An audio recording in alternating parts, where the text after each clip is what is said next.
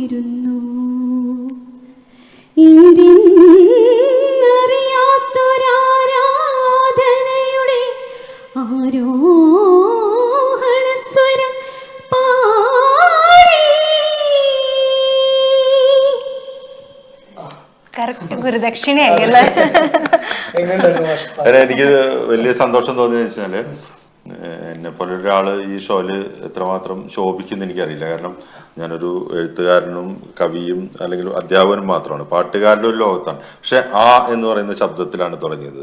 51 അക്ഷരാളി കലിത തനുലതേ വേദമാകുന്ന ശാഖിക്കൊമ്പത്ത് അൻപോട് പൂക്കും കുസുമതതിയിലേന്തുന്ന പൂന്തേൻ കുഴമ്പേ എന്നാണ് പ്രാർത്ഥന.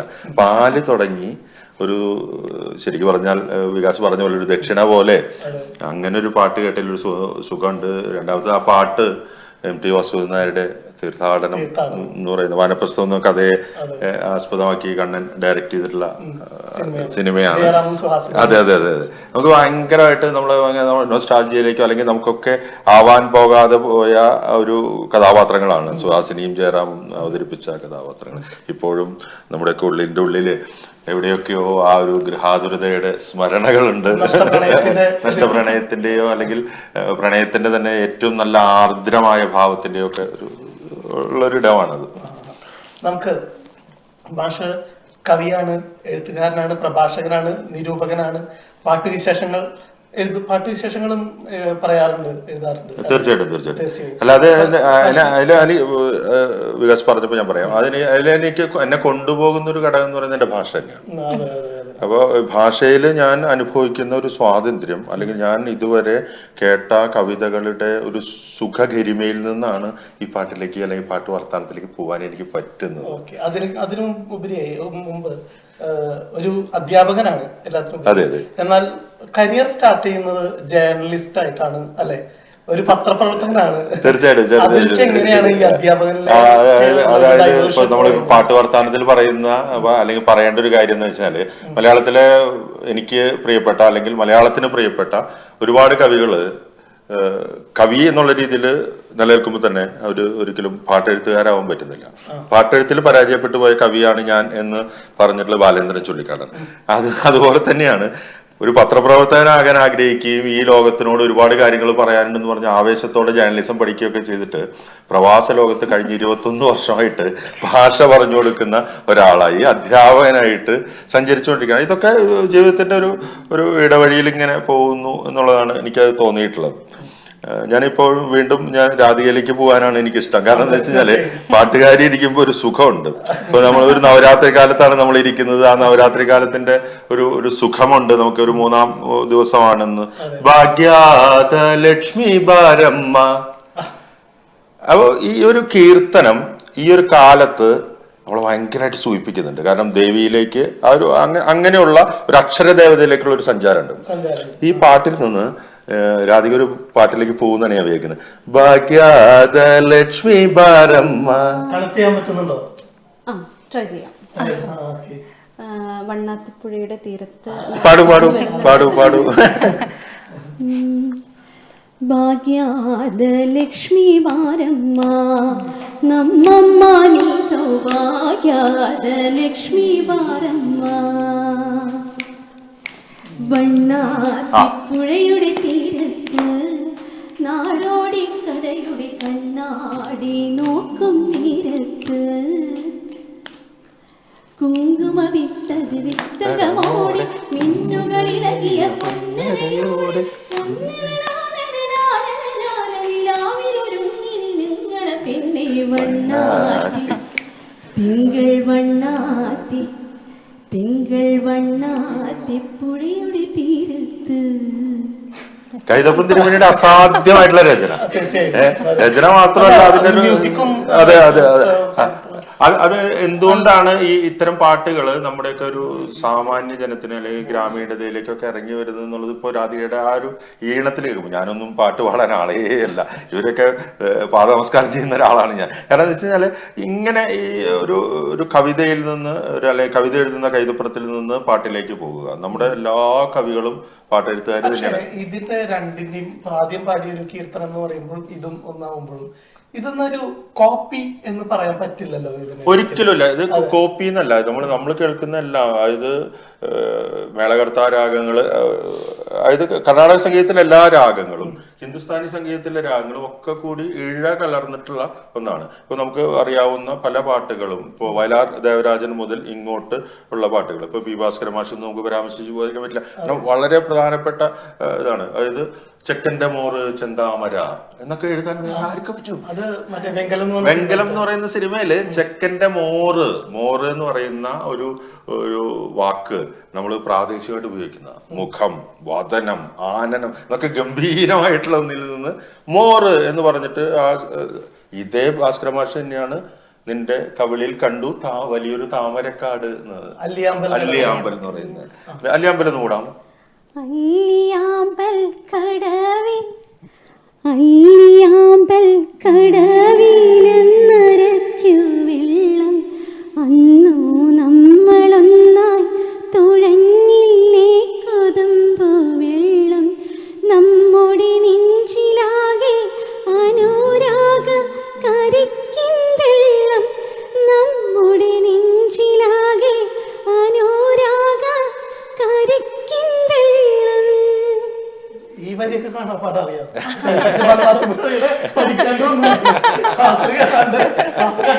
അല്ല, സത്യം പറഞ്ഞാല് ഒരു മാഷിന് മുന്നാണ് ഇരിക്കുന്നത്. ക്ലാസ് റൂമിലായിരുന്നെങ്കിൽ എന്നിപ്പോ തീർച്ചയായിട്ടും അല്ല, 2 ടീച്ചേഴ്സിന് മുന്നിലാണ് ഞാൻ ഇരിക്കുന്നത്. സത്യം പറഞ്ഞു, ഒരാൾ ഇംഗ്ലീഷ് ലിറ്ററേച്ചർ ആണ്, ഒരാൾ മലയാള അധ്യാപകനാണ്. സോ ഞങ്ങൾ പേടിച്ചിട്ടാണ് ഞാൻ ഓരോ പാട്ടുകൂടെ 4 ജോഡിയല്ല, കവിതയെ കുറിച്ച് ഭയങ്കരമായിട്ടുള്ള ഗ്രാഹ്യമുള്ള ഒരാളാണ് ഇരിക്കുന്നത്. അപ്പൊ നമുക്ക് അതിലേക്ക് കിടക്കാം. വെങ്കലം അല്ലെ, ഈ പി ഭാസ്കരൻ മാഷ്ടേ ഇതിന്റെ ജോൺസൺ മാഷാണ് മ്യൂസിക്.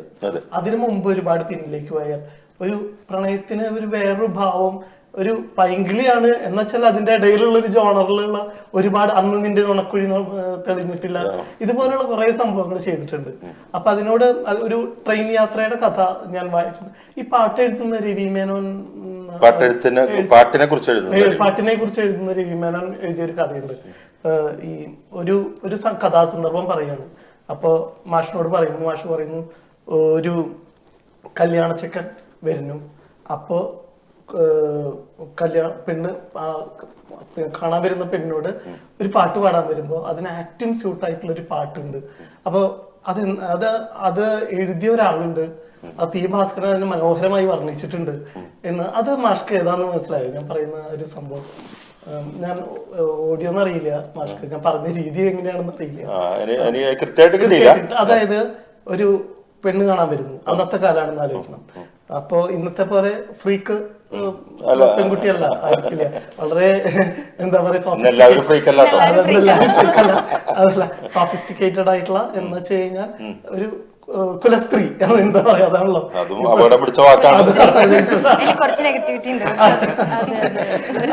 അന്നത്തെ കാലത്ത്. അപ്പൊ അവര് പാട്ട് പഠിച്ചിട്ടുണ്ട്. അപ്പൊ അവരോടൊരു പാട്ട് പാടാൻ പറയാണ്.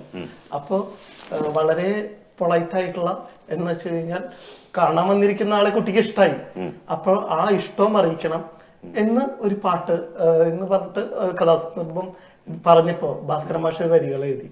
അതെന്താന്ന് പറയാൻ പറ്റും മാഷ്ക്ക്? ഒരു ചെറിയൊരു പണി എന്തറിയോ, ഈ ഭാസ്കര മാഷ പാട്ടുകളിലൂടെയുള്ള ഒരു സഞ്ചാരം നടത്തുമ്പോ നമുക്ക് പെട്ടെന്ന് ഇതുപോലെ ചെന്ന് നിൽക്കാൻ പറ്റും. ആ പാട്ട് കാരണം ഞാൻ അതെന്റെ പരിമിതിയായിട്ട് തന്നെ കാണുന്നു. കാരണം വെച്ച് കഴിഞ്ഞാല് ഭാസ്കര മാഷ പാട്ടുകളിലൂടെയുള്ള സഞ്ചാരം, ഇപ്പോ പ്രവാസിയുടെ എന്താ പറയാ നമ്മുടെ ഈ നാടിനെ കുറിച്ചുള്ള അങ്ങനെ പല ജോണറിലുള്ള പാട്ടുകളാണ് മാഷ എഴുതിയത്. അപ്പോൾ ഞാൻ രവിമേനോൻ എഴുതിയിട്ടുള്ള ഒരുവിധ ആർട്ടിക്കിളുകളൊക്കെ വായിച്ചിട്ടുള്ള ഒരാളാണ്. പക്ഷെ എന്റെ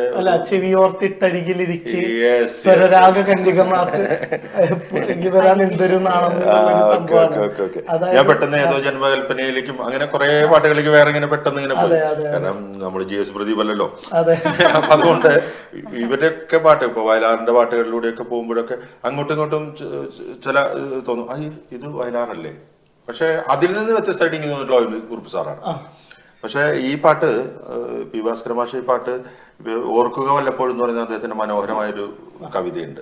പക്ഷെ നമുക്ക് പുതിയ തലമുറയ്ക്ക് നേരത്തെ പറഞ്ഞ പോലെ ഫ്രീക്കന്മാർക്ക് എന്നൊക്കെ പറയുന്ന പോലെയുള്ള ഓർമ്മിക്കുവാൻ ഞാൻ നിനക്കെന്തു നൽകണം, ഓർമ്മിക്കണം എന്ന വാക്കു മാത്രം. മുരുകൻ കാട്ടാക്കടയാണ് പുതിയ പുതിയ പുതിയ കുട്ടികളുടെ ഇടയിൽ ഇതാ നിൽക്കുന്നത്. പക്ഷെ എത്രയോ മുമ്പ് ഓർക്കുക വല്ലപ്പോഴും എന്ന് പറയുന്ന മനോഹരമായ കവിത എഴുതിയിട്ടുള്ള ആളാണ് ഭാസ്കര മാഷ്. ഭാസ്കര മാഷ് പാട്ട് പറഞ്ഞപ്പോ ഒരു അധികം വെറുതെ വിടാൻ പറ്റില്ല. മൂടാൻ പറ്റുമോ പാട്ട്? ഈ പാട്ട് ഞാൻ പറഞ്ഞ ഞാൻ ട്രൈ ചെയ്ത് നോക്കട്ടെ.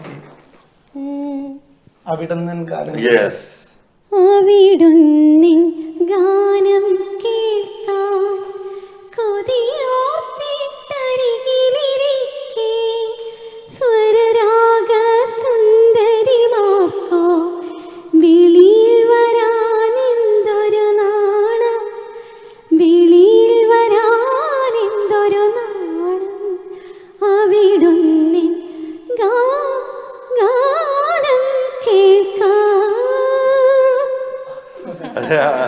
ഈ മനോഹരമായ വരികൾക്ക് അതിനേക്കാൾ മനോഹരമായ ഈണം ഉണ്ടാക്കുമ്പോഴാണ് പാട്ടുകാർ പെട്ടുപോവുക, അല്ലെ രാധിക? കാരണം വെച്ച് കഴിഞ്ഞാൽ അതിന്റെ ആ ഒരു കൃത്യമായ പ്ലാൻസിൽ വന്നില്ലെങ്കിൽ ആ ഒരു ആനന്ദമോ സുഖമോ നമുക്ക് കിട്ടില്ല എന്നുള്ളതാണ്. ലജ്ജാവതി എന്നുള്ള പാട്ട് നമ്മൾ കേട്ടത് ജാസി ഗിഫ്റ്റിന്റെ ശബ്ദത്തിലാണ് അല്ലേ? പക്ഷെ അതിന്റെ വരികൾ നോക്കൂ. തീർച്ചയായും അണ്ണാറക്കണ്ണനുമായി പങ്കുവെച്ച കുട്ടിക്കാലം, ആ ഒരു മാമ്പഴക്കാലം ഓർമ്മ അല്ലെ? രാജാതിരാജനായി ഞാൻ മേൽമീശ വെച്ച്, എന്ത് വളരെ പൊയറ്റിക് ആയിട്ടുള്ള സാന്ദ്രമധുരമായിട്ടുള്ള പാട്ടാണ്. പക്ഷെ അത് ലജ്ജാവതി എന്നുള്ളൊരു ഒറ്റ വാക്ക് വന്നപ്പോ ആ പാട്ട് ഇതുപോലെ തന്നെയാണ്. വേറൊരു പാട്ട് ദേവരാജ മാഷ് ആണ് ആ വരി സമ്മാനിച്ചതെന്ന് പറയുന്നുണ്ട്. അതായത് സുന്ദരി നിൻ തുമ്പു കെട്ടിയിട്ട. അപ്പൊ എം ഡി രാജേന്ദ്രൻ എഴുതി കൊടുത്തത് നിൻ തുമ്പു കെട്ടിയിട്ട ചുരുൾമുടിയിൽ നിന്നാണ്. പക്ഷെ അതിന്റെ മുന്നിൽ സുന്ദരി അത് വരുമ്പോഴേ ആ പാട്ട് പൂർണ്ണമാകുന്നുള്ളൂ, ആ ഒരു ഭംഗി വരുന്നുള്ളൂ എന്നുള്ളതാണ്. ഇതാണ് കവിത്വം എന്ന് എനിക്ക് തോന്നിയിട്ടുള്ളത്. മാഷ് അടുത്ത ഒരു കാര്യം ചോദിച്ചോട്ടെ, കാരണം ഇന്നത്തെ കാലത്ത് നമുക്ക് അറിയാം ഫിലിം മ്യൂസിക്കിലെല്ലാം ആദ്യം ഇപ്പൊ ഈണം ഇട്ടിട്ടാണ് വരികൾ എഴുതുന്നത്. പണ്ടത്തെ കാലത്ത് അങ്ങനെ ആയിരുന്നില്ല. അതിനോടുള്ള മാഷിന്റെ ഒരു അല്ല, അതെന്തറിയോ, അത് ഈ പണ്ടുണ്ടായിരുന്ന കവികളായിരുന്നു പാട്ടെഴുത്തുകാർ. ഇന്ന് പാട്ടെഴുത്തുകാരുടെ ഇടയിൽ എത്ര പേർക്ക് കവിത്വ ഗുണമുണ്ട് എന്നുള്ളത് വലിയൊരു കാര്യമാണ്. ഇപ്പോ മധുസൂദനൻ നായർ, ബാലേന്ദ്രൻ ചുള്ളിക്കാട്, മുരുകൻ കാട്ടാക്കട പോലുള്ള മുഖ്യധാരയിൽ ഇപ്പോൾ ഉള്ളവർക്കൊന്നും തന്നെ പാട്ടെഴുത്തിൽ വിജയിക്കാൻ പറ്റിയില്ല. പക്ഷെ റഫീഖ് അഹമ്മദ് ഒരേ സമയം പാട്ടെഴുത്തുകാരനുമാണ് കവിയുമാണ്. അതുകൊണ്ടാണ് മരണമെത്തുന്ന നേരത്ത് നീ എന്നരികിൽ ഒരിത്തിരി നേരം ഇരിക്കണമേ എന്ന് എഴുതാൻ പറ്റുന്നത്. എന്നാൽ ഗിരീഷ് പുത്തഞ്ചേരി അതുപോലെ ആയിരുന്നു. ഗിരീഷ് പുത്തഞ്ചേരി കവിതാ പുസ്തകങ്ങളോ കവിതകളോ പ്രസിദ്ധീകരിച്ചില്ലെങ്കിലും കാവ്യഗുണമുള്ള കവിതകൾ എഴുതാൻ പറ്റിയത്. ഈ ഈണം കിട്ടിയിട്ട് പാട്ടെഴുതുകയും പാട്ടെഴുതിയിട്ട് ഈണം ഉണ്ടാക്കുകയും ചെയ്യുക എന്ന് പറയുന്നത് ഒരേ രീതിയിലുള്ള എല്ലാ സ്ട്രെയിനും അതിനുണ്ട്, എല്ലാ പെയിനും അതിനുണ്ട്. നമ്മൾ ഏതൊരു പാട്ട് ഒരു മീറ്ററിൽ ഒരു പാട്ട്, ഇപ്പോൾ തമ്പിസാറാണ് അത് കൃത്യമായിട്ട് പറഞ്ഞിട്ടുള്ളത്. തമ്പിസാറിന്റെ ശ്രീകുമാരൻ തമ്പിസാറിന്റെ പാട്ടുകളൊക്കെ അദ്ദേഹം മനസ്സിലൊരു ട്യൂൺ ഉണ്ടാക്കും. ആ ട്യൂൺ ഉണ്ടാക്കിയിട്ടാണ് അദ്ദേഹം എഴുതുന്നത്. പക്ഷെ അത് ഒരു സംഗീത സംവിധായകന്റെ കയ്യിൽ കിട്ടുമ്പോൾ അത് വേറൊരു ഈണമായിട്ട് കസ്തൂരി മണക്കുന്നല്ലോ കാറ്റേ. അപ്പൊ ഈ കസ്തൂരി മണക്കുന്നല്ലോ കാറ്റേ എന്നുള്ള പാട്ട് സാർ എഴുതിയത് സാറിന്റെ മനസ്സിലുള്ള ഹൃദയത്തിലാണ്. അതുകൊണ്ടാണ് ആ മീറ്റർ കറക്റ്റ് ആവുന്നത്. അപ്പൊ അതുകൊണ്ട് തന്നെ അത് കിട്ടുമ്പോ, പക്ഷെ വിദ്യാസാഗറിനെ പോലെയുള്ള ഒരാൾക്ക് വയലാർ ശരത്ചന്ദ്രവർമ്മ ഒരു പാട്ട് എഴുതുമ്പോ ആ ഈണത്തിനനുസരിച്ച് എഴുതുമ്പോഴാണ് ചന്തു കുടഞ്ഞൊരു സൂര്യൻ മാനത്ത്. വിദ്യാസാഗർ ഒരു മലയാളിയല്ല. അല്ല, മലയാളി അല്ലാത്ത ഒരാളുടെ ഈണത്തിന് ചാന്തു കുടഞ്ഞൊരു സൂര്യൻ മാനത്ത് എന്ന് ശരത്തേട്ടന് എഴുതാൻ പറ്റുന്നത് ആ ഒരു കൽപ്പന ഈ വയലാർ ശ്രേണിയിൽ നിന്ന് അല്ലെങ്കിൽ അതുവരെ ഉണ്ടായിട്ടുള്ളതാണ്. ഇതിപ്പോ കവിതയിലാണെങ്കിലും അതെ. ഇപ്പൊ എഴുത്തച്ഛൻ മുതലുള്ള കവികളെ നമ്മൾ എടുത്തു നോക്കുമ്പോൾ എഴുത്തച്ഛന്റെ ഓരോ എന്തൻ മകനെ മുഖാംബുജം വാടുവാൻ ബന്ധമുണ്ടായത് പാരം വിശക്കയോ, ഇതൊരു കൗസല്യ രാമനോട് ചോദിക്കുന്ന ഒരു ചോദ്യമാണ്. രാജ്യം മുഴുവൻ നഷ്ടപ്പെട്ടിട്ട് ഇറങ്ങി വരുന്ന രാമനോട് അമ്മയായിട്ടുള്ള കൗസല്യ ചോദിക്കുന്നത് നിന്റെ രാജ്യം നഷ്ടപ്പെട്ടോന്നല്ല, എന്തൻ മകനെ മുഖാംബുജം വാടുവാൻ ബന്ധമുണ്ടായത് പാരം വിശക്കയോ. അപ്പൊ വിശക്കുക എന്ന് പറയുന്നത് നാട്ടിൽ നിന്ന് എന്റെ അമ്മ വിളിക്കുമ്പോ എന്റെ അമ്മ ആദ്യം എന്നോട് ചോദിക്കുന്നത് നീ വല്ലതും കഴിച്ചോ അല്ലെ. നമ്മുടെ അമ്മമാരെ ഇങ്ങനെയാണ്. ലോകത്തുള്ള എല്ലാ അമ്മമാരും ഈ രാധിക ഇന്നിപ്പോ പായസം ഉണ്ടാക്കി കൊണ്ടു അല്ലേ, പായസം ഉണ്ടാക്കുന്നത് രാധിക പായസം ഉണ്ടാക്കി എന്തിനാ? ഒരു പിറന്നാളുമായിട്ട് ബന്ധപ്പെട്ടിട്ടാ, മോന്റെ പിറന്നാൾ. ഈ മോന്റെ പിറന്നാളിന് പായസം ഉണ്ടാക്കിയ രാധികയോട് ഞാൻ ചോദിക്കുന്ന ഒരു ചോദ്യം ഇതാണ്. ഒരു അധ്യാപകൻ എന്നുള്ള രീതിയിൽ സ്വന്തം മകനെ കുറിച്ച് ആലോചിക്കുമ്പോൾ ആദ്യം ഓർക്കുന്ന എന്താണ്? അവൻ ഹോംവർക്ക് ചെയ്തോന്നാണോ, അവൻ ക്ലാസ്സിൽ പോയെന്നാണോ, അവൻ കുളിച്ചോന്നാണോ? അല്ല മോനെ, അവന് വിശക്കുന്നുണ്ടോ? ആ ഓഫീസിലിരുന്നിട്ടും വേവലാതി അതാണ്, അവൻ വല്ലതും കഴിച്ചോ എന്നുള്ളതാണ്. അപ്പൊ ഈ ആത്യന്തികമായിട്ട് നമ്മുടെ ഉള്ളില് അമ്മയുണ്ട് എന്നുള്ളതാണ്. അമ്മയാണ് നമ്മുടെ ആദ്യത്തെ ആഹാരം. അതുകൊണ്ടാണ് താരാട്ടുപാട്ടുകൾ ഇത്രയും പ്രിയതരമായത് അല്ലെ. താരാട്ടുപാട്ടുകളിലേക്ക് നമ്മൾ ഇത്രമാത്രം ആകർഷിക്കപ്പെടാൻ ഇപ്പോ മോഹൻ സിത്താര അടക്കമുള്ള ഒരുപാട് പേര് താരാട്ടുപാട്ടുകൾ എഴുതി. ഇപ്പോ കൈതപ്രസ്വാമി ആണെങ്കിൽ തന്നെയും പാട്ട് എഴുതുമ്പോ പൊന്നുമ്മ നൽകിയാലേ ഉറങ്ങാറുള്ളൂ. ആർക്ക് എഴുതാൻ പറ്റുന്നതുപോലെ. ഇത് തുടങ്ങുന്നത് എവിടുന്ന? ഇരയമ്മൻ തമ്പിയിൽ നിന്നാണ്, അല്ലെങ്കിൽ അതിനു മുമ്പാണ്.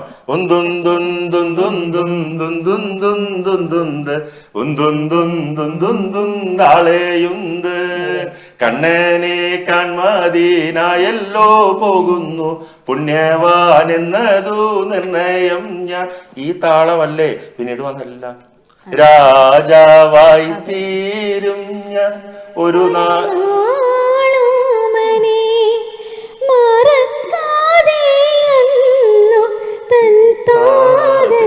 ശ്രീരാമനെ പാട്ടുപാടി ഉറക്കാം ഞാൻ താമരപ്പൂ പൈതലേ, കേട്ടു കേട്ട് നീയുറങ്ങ കരളിൻ്റെ കാതലേ, കരളിൻ ഇതാണ് ഞാൻ പറഞ്ഞത്. ഇപ്പോഴാണ് രാധികയുടെ ഉള്ളിൽ അമ്മ ഇങ്ങനെ കറക്റ്റ് ആയിട്ട് വന്നത് അല്ലെ. ഇന്ന് മോന് കൊടുക്കുന്ന പിറന്നാൾ സമ്മാനം പോലെ ആ പാട്ട്, രാജാവായി തീരും നീ ഒരു കാലം ഓമനെ അന്ന് മറക്കാതെ താതൻ ശ്രീരാമനെ എന്നാ പറയുന്നത് അല്ലെ. അപ്പോ നമ്മുടെ ഉള്ളിലൊക്കെ തന്നെ ഒരു അമ്മ മനസ്സുണ്ട്. കുഞ്ഞിന് മാഷ് പറയുന്നുണ്ട് ഓരോ ആളുടെ ഉള്ളിലും ഒരു പുരുഷനും ഉണ്ട്, സ്ത്രീയും ഉണ്ടെന്ന്. അതുകൊണ്ടാണ് ഒരു തുള്ളി അമ്മിഞ്ഞപ്പാലിൻ പരപ്പാണി ആകാശം. നമ്മളൊക്കെ ആകാശം കണ്ടിട്ടുണ്ട് അല്ലെ. അത് പറഞ്ഞപ്പോഴാണ് കുഞ്ഞുണ്ണി മാഷിന്റെ സഹയാത്രികനായിരുന്നു. മാഷിനെ കുറിച്ച് പറയാം. സഹയാത്രികൻ എന്ന് പറഞ്ഞുകൂടാ, ഒരു മഹാഗുരുവിന്റെ കൂടെയുള്ള ഒരു സഞ്ചാരിയായിരുന്നു എന്ന് പറയാം. കാരണം എന്താ വെച്ച് കഴിഞ്ഞാല് അദ്ദേഹത്തിന്റെ ഒരു അവസാന കാലഘട്ടത്ത് വലപ്പാടൊക്കെ വന്ന് താമസിക്കുന്ന സമയത്ത് അദ്ദേഹത്തിന്റെ യാത്രകളിൽ കൂടെ പോരുന്നത്, സഹായിയായിട്ട് കൂടെ പോരുന്നത്. ഈ കൂടെ പോക്ക് എനിക്ക് സന്തോഷകരമായി തീർന്നത് മറ്റാരും കേൾക്കാത്ത കവിതകൾ ഞാൻ കേട്ടു എന്നാണ്. മാഷ് എന്നോട് അപ്പൊ കവിത എഴുതുന്ന സുഖേട് എനിക്കുണ്ടെന്ന് മാഷ്ക്ക് മനസ്സിലായപ്പോ മാഷ് എന്നോട് പറഞ്ഞൊരു കാര്യം, ചെറുശ്ശേരി മുതൽ ഇടശ്ശേരി വരെ വായിക്കാതെ നിന്റെ ഒരു അഭ്യാസവും വേണ്ടാട്ടോ കവിത എഴുതാൻ. കാരണം വെച്ചാൽ ഇങ്ങനെ പൂർവ്വസൂരികളുടെ കവിതകൾ വായിച്ചും അനുശീലിച്ചും വരുമ്പോഴേ നമുക്കൊരു നല്ല എഴുത്തുകാരനാവാൻ പറ്റും. ഞാനത് ആയിട്ടില്ല എന്ന് വിശ്വസിക്കുന്ന ഒരാളാണ് ഞാൻ. കുഞ്ഞുണ്ണി മാഷ കൂടെ എന്ന് പറഞ്ഞാൽ കുഞ്ഞുണ്ണി മാഷ് നമുക്ക് സുപരിചിതമായ കുഞ്ഞുണ്ണി മാഷ് കവിത ചൊല്ലുന്ന കുഞ്ഞുണ്ണി മാഷുമാണ്. പക്ഷെ എന്നാൽ ഏറ്റവും ഹാസ്യാത്മകമായിട്ട് ജീവിതത്തിൽ ഇത്ര രസകരമായിട്ട്, അതായത് മറ്റാർക്കും എന്നെ പങ്കുവെക്കാനില്ലാത്തത് കൊണ്ട് ഞാൻ എന്നെ തന്നെ വേളി കഴിച്ച് ജീവിക്കുന്നു എന്നാ പറഞ്ഞത്. കല്യാണം കഴിക്കാത്ത ആളാണ്. കുട്ടികളോടൊക്കെ പറയുന്നതിനൊക്കെ ടായി മിഠായി തിന്നുമ്പോൾ എന്തിഷ്ടായി, തിന്നു കഴിഞ്ഞാൽ കഷ്ടായി, ഇതൊക്കെ പറഞ്ഞ കുഞ്ഞുണ്ണി മാഷ് തന്നെയാണ്. ഇത്രകാലം നമ്മൾ മുഷ്ടി കൊണ്ടിടിച്ചിട്ടും ഇങ്കുലാബ് എന്ന വാക്ക് മലയാളമായില്ല. ഇതൊരു അല്ലേ, ഇങ്കുലാബിലും സിന്ദബാദിലും ഇന്ത്യ തോട്ടിലും, ഇങ്കുലാബിലും സിന്ദബാദിലും ഇന്ത്യ തോട്ടിലും വായിക്കണ്ടേ നമ്മൾ അദ്ദേഹത്തെ. കാരണം ഈ പുതിയ അതാണ് പറഞ്ഞേ ഇത്രയും കാലം കഴിഞ്ഞ് നമ്മൾ ഇപ്പോൾ കാണുന്ന ഇന്ത്യ തോട്ടിലാണോ വരമ്പത്താണോ എന്നുള്ളത് എത്രയോ മുമ്പേ അദ്ദേഹം പറഞ്ഞു വെച്ചിട്ടുള്ള. ഇതാണ് ദാർശനികനായ കവി എന്ന് പറയുന്നത്. അത് കാലാതിവർത്തിയാവുക എന്നുള്ളതാണ്. എന്തുകൊണ്ടാണ് ഇപ്പോഴും അല്ലിയാമ്പൽ കടവിലൊക്കെ കാലാതിവർത്തിയാവുന്നത്? ഇപ്പൊ നമ്മൾ കേൾക്കുന്ന നമ്മൾ പലവട്ടം പോലെയുള്ള പാട്ടുകൾക്ക് എതിരാണ്. ഒരിക്കലും അല്ല. ഞാൻ ഇലുമിനാറ്റിയുടെ ആളാണ്. നമ്മൾ അല്ലിയാമ്പലും ഇത് പി ഭാസ്കരന്റെ വരികളും ഒക്കെ കേട്ട് വളർന്ന കവിത എഴുതിയിരുന്ന ഒരാൾക്ക് എന്റെ ചോദ്യം ചോര കൊണ്ട് ഇതടിക്കും സോഡാ സർവത്ത് ദഹിക്കാൻ പറ്റുന്നുണ്ടോ എന്നാണ്. അതാണ് പറഞ്ഞത്. നിങ്ങൾക്ക് ആദരാഞ്ജലി നേരട്ടെ, ഇത് നമ്മൾ കേട്ടു. പക്ഷേ എവിടെയാണ് ഒരു പാട്ട്, ഒരു കവിത കാലാതിവർത്തിയാവുന്നത്, കാലത്തിനപ്പുറത്തേക്ക് സഞ്ചരിക്കുന്നത് എന്നുള്ളതാണ് എന്റെ ചോദ്യം. ഇലുമിനാറ്റി ഈ കാലത്തിന്റെയാണ്. എന്റെ മകന്റെ ഒപ്പം, എന്റെ പെങ്ങളുടെ മകന്റെ ഒപ്പം, എന്റെ പെങ്ങളുടെ മകൻ സൂര്യ എന്നാണ് അവന്റെ പേര്, അവൻ ഇലുമിനാറ്റിയുടെ ആളാണ്. ഞാൻ അവന്റെ കൂടെ ആടുകയും പാടുകയും ചെയ്യുമ്പോ തന്നെ എന്റെ ഉള്ളിൽ എന്തുണ്ട്? നേരത്തെ ഞാൻ പറഞ്ഞ മർക്കടാ മാർഗെ കിടക്കുന്ന മർക്കടാ നീ എങ്ങു മാറി കിടാശന എന്ന് പറഞ്ഞാൽ കുഞ്ഞു നമ്പ്യാർ എന്റെ ഉള്ളിലുണ്ട്. നമ്പ്യാർ ഇങ്ങനെ മാറ്റി നിർത്തിയിട്ട് ഇലുമിനാറ്റി എന്ന് പറയുന്ന ഒരു താളത്തിലേക്ക്, ഒരു ക്രമത്തിലേക്ക് ഞാൻ സഞ്ചരിക്കുന്നു. ഞാൻ അവന്റെ കൂടെ സഞ്ചരിക്കുന്നു എന്നുള്ളതാണ്. പക്ഷെ ഈ വരികളില് ഒരു അപകടമില്ലേ? കട്ട ചോര കൊണ്ട് ജ്യൂസ് അടിക്കും സോഡാ സർവത്ത് എന്നൊക്കെ പറയുമ്പോ അത് നമ്മൾ ഏറ്റവും അധികം അനുഭവിച്ചിരുന്ന പാട്ടാണെങ്കിലും കുട്ടികളിൽ അതിൽ ഒരു ആമ്യം തീരുന്നു. അതിനെ കുറിച്ച്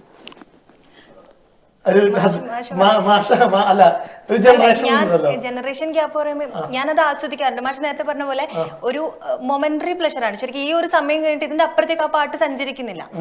ഒരു മുന്നേ ഇപ്പൊ എനിക്ക് ഓർമ്മയുണ്ട്, ഞാനൊക്കെ കുഞ്ഞിതായിരുന്ന സമയത്ത് വീട്ടിൽ വെച്ചുകൊണ്ടിരുന്ന പാട്ടുകൾ ഇന്നും എനിക്കറിയാം. അന്നൊക്കെ അച്ഛനും അമ്മയും വീട്ടിൽ വെച്ചുകൊണ്ടിരുന്ന പാട്ടുകൾ. പക്ഷെ ഇപ്പൊ ഒരു സമയം കഴിയുമ്പം ആ പാട്ടിന് ആയുസില്ല. ഇപ്പൊ ഇലുമിനാറ്റി ഉണ്ട്, പക്ഷെ എനിക്ക് തോന്നുന്നില്ല ഒരു 2-3 വർഷം കഴിഞ്ഞാൽ ആരെങ്കിലും ഇലുമിനാറ്റി പാടിക്കൊണ്ട് അതൊക്കെ അതെ ഈ ഒരു സമയത്തുണ്ടെന്നല്ലാണ്ട് എനിക്ക് തോന്നണില്ല അത് കാലത്തിനനുസരിച്ച് സഞ്ചരിക്കുന്നുണ്ടെന്ന് എനിക്ക് തോന്നുന്നു. അതെ, അതിന് വളരെ വ്യക്തമായിട്ടൊരു ഉദാഹരണം എന്താണെന്നറിയാമോ? നമ്മള് റിയാലിറ്റി ഷോകൾ എടുത്ത് നോക്കും. എവിടെയാണ് ലജ്ജാവതി നമ്മൾ കേൾക്കുന്നത്? എവിടെയാണ് നീലൂലമറ്റി കേൾക്കുന്നത്?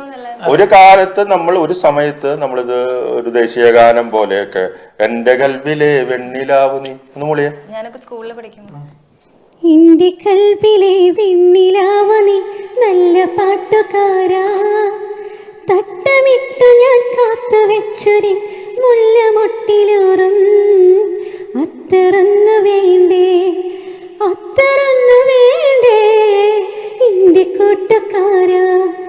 സുൽത്താന്റെ ചേലക്കാരാ. ആ സുൽത്താൻ എവിടെ, ആ സുൽത്താൻ എവിടെ, ആ അത്ര എവിടെ എന്റെ ചോദ്യതാണ്.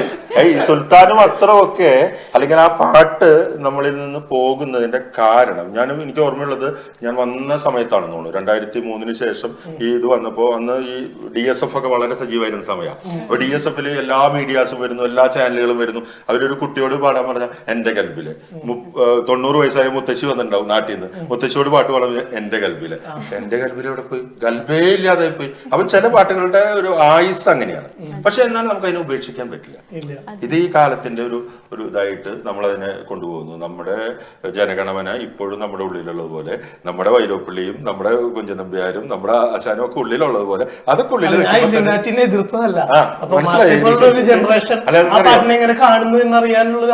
അതെന്താ പറയാ, ഇതിൽ വേറെ കാര്യമുണ്ട്. അതായത് മലയാള അധ്യാപനം എന്നുള്ള രീതിയിൽ ഇത്തരം ചോദ്യങ്ങൾ ഞാൻ ഒരുപാട് കേട്ടിട്ടുണ്ട്.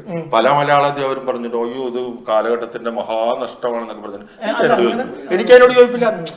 എന്നോട് ചോദിക്കുമ്പോ ഞാൻ അതിനെ സ്വീകരിക്കുന്ന പാത ഇതാണ്, മനസ്സിലായി. കാറിടിച്ചു മരിച്ചവന്റെ ചോരയിൽ ചവിട്ടി ആൾക്കൂട്ടം നിൽക്കെ അവന്റെ പോക്കറ്റിൽ നിന്ന് തെറിച്ചുപോയ 5 രൂപ നോട്ടിലായിരുന്നു എന്റെ കണ്ണ്. ഇത് ഒരു ഗദ്യ കവിതയാണ്.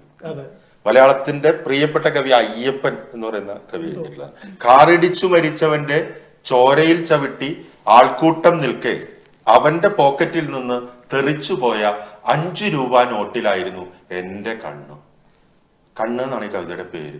ഒന്ന് ആലോചിച്ച് നോക്കൂ, ഈ ഒരു കണ്ണല്ലേ നമുക്ക് എല്ലാവർക്കും. നമ്മൾ ഒരർത്ഥത്തിൽ അല്ലെങ്കിൽ മറ്റൊരു അർത്ഥത്തിൽ നമ്മുടെ ഉള്ളിൽ സ്വാർത്ഥരും ഒക്കെ തന്നെയാണ്. എത്രയൊക്കെ വിശാല മനസ്സ്.